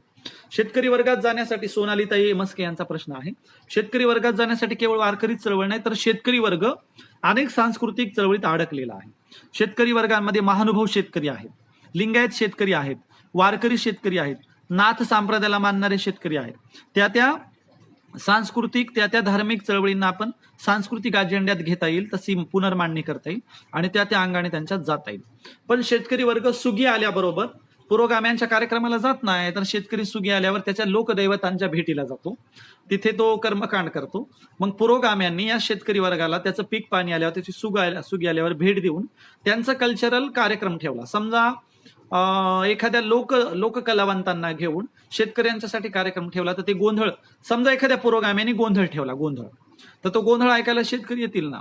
म्हणून आपण आपल्या पद्धतीने त्याला कशा पद्धतीने वळवता येईल ते हे बघितलं पाहिजे. हे सगळं डिपेंड करतं टॉपेस्ट आणि ग्रेटेस्ट प्रचारकांवर. आपला प्रचारक वर्ग बहुआयामी, बहुप्रवाही, मोठी मानसिकता ठेवणारा, खेडेपाडे धुंडाळणारा, गाव पातळीवर वेड्यासारखा फिरणारा आपल्याला प्रचारक हवाय. ते आपल्या पुरोगामी चळवळीत फारच कमी प्रचारक आहेत. पण भविष्यात परिस्थिती हाताबाहेर जाणार नाही असं वातावरण आपल्याकडे स्पेशली वारकरी चळवळीत आहेत. वारकरी चळवळीचे अवधूत शशिकांत इनामदार महाराज आलेले आहेत. मराठीत अकाउंट आहे, बाकीचे लोक त्यांना रिक्वेस्ट पाठवू शकता. अत्यंत पुरोगामी, चांगली भूमिका घेणारे अवधूत शशिकांत इनामदार महाराज आहेत. अशा अनेक कीर्तनकार आहेत. आता मगाशी शंकर महाराज सुद्धा होते भोकरदन मधून. त्यानंतर इथे आपल्याकडे शिवाजी महाराज इंगळे सुद्धा जालन्यातून आहेत. अशा अनेक कीर्तनकार आहेत जे पुरोगामी भूमिका घेत आहेत. आपण सगळेजण अशा कीर्तनकारांना एकत्रित घेऊन मेळावे, आंदोलनं, मोर्चे किंवा काय करू शकतो. नागपूरच्या हिवाळी अधिवेशनावर किंवा मुंबईच्या अधिवेशनावर आपण कीर्तनकारांचा एक ड्राफ्ट बनवून आपण मागण्यांचा एक मोर्चा सुद्धा अरेंज करू शकतो. भविष्यात आपण तसा करण्याचा प्रयत्न करणार आहोत. मला असं वाटतं सगळ्यांचे प्रश्न संपलेले आहेत. काही कुणाचे प्रश्न असतील तर ते विचारा. मातंग समाजात देव ही अंधश्रद्धा खूप प्रमाणात आहे. जाती व्यवस्थेमध्ये ज्या जाती इथल्या उत्पादनाच्या साधनांपासून वंचित असतात त्या जास्त अंधश्रद्धेत असलेल्या असतात, किंवा त्यांना काही साधनं नसतात. मला सांगा, ज्यांच्या घरात रोजच दुःख आहे त्याला कुठल्या तरी ईश्वरीय गोष्टीला शरण जावं लागतं. आता चांगला जो खाऊन पिऊन टामटूम आहे त्याला देव आठवत नाही. श्रीमंतांना काय रोज देव आठवतो का? काय हॉबी म्हणून श्रीमंत वर्ग देवाला जातो, पण जो गरीब वर्ग आहे. मी एका ठिकाणी गेलो तर एका माणसाला विंचू चावला. त्यांनी तो विंचू बाजूला फेकून दिला आणि दवाखान्यात गेला. दुसऱ्याला विंचू चावला तर काय देवाची करुणा भाकायला लागला. म्हणजे गोरगरिबांना असं काही विंचू चावला, साप चावला तर ते देवधर्म अंधश्रद्धेचा बळी पडतात. आणि म्हणून आपल्याला केवळ मातंग समाजच नाही तर खूप अशा जाती जमाती आहेत ज्या खूप अंधश्रद्धेच्या रूढी परंपरा कर्मकांडांच्या आहारी गेलेल्या आहेत.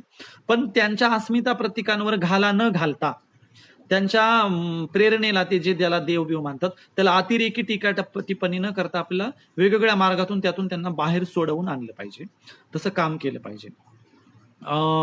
अमोलजी खरात सत्यशोधक विद्यार्थी संघटनेचे अध्यक्ष, ते म्हणतात की आपण नक्कीच असे मेळावे घेऊ.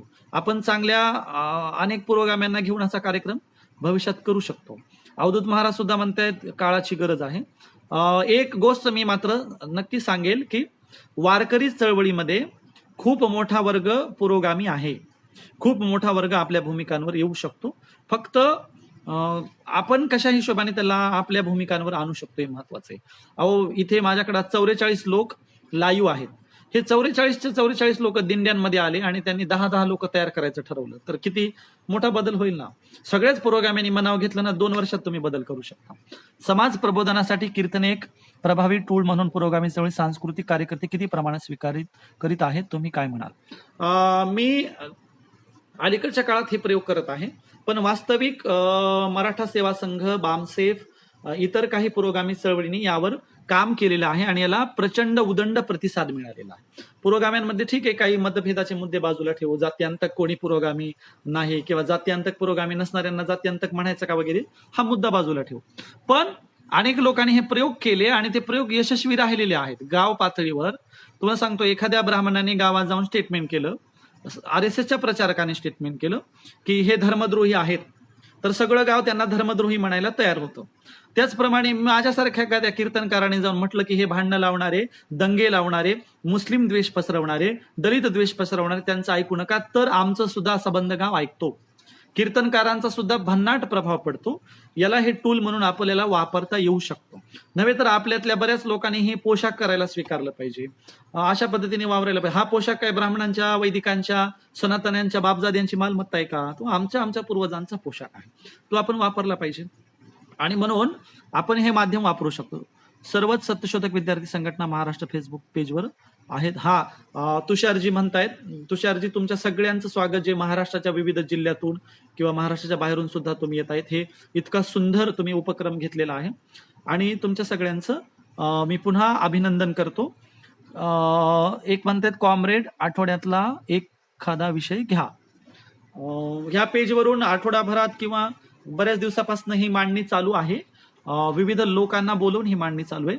या फेसबुक पेजवरून काही कलावंतांना, लोककलावंत, ग्राउंडवरच्या कलावंतांना आणता आलं तर तेही बघा. आणि अजूनही वेगवेगळ्या पद्धतीचे आपण पारंपरिक ट्रेड कुठले कुठले वापरतो, तर व्याख्यानाचा पारंपरिक ट्रेड आहे आपल्यातला, पुरोगाम्यामधला. शाहिरीचा एक ट्रेड आहे. त्याच्या व्यतिरिक्त आपल्याला अजून काही आणता येतं का? एकपात्री प्रयोग आहेत आमच्याकडं. माझ्या मित्र कंपनीमध्ये प्रबुद्ध कलेक्टिव्ह नावाची एक टीम आहे. अद्वैत देशमुख आहेत, त्यानंतर अनुज देशपांडे आहेत, साकेतजी कानेटकर आहेत, आसिम आहेत, अनेक टीम आहेत.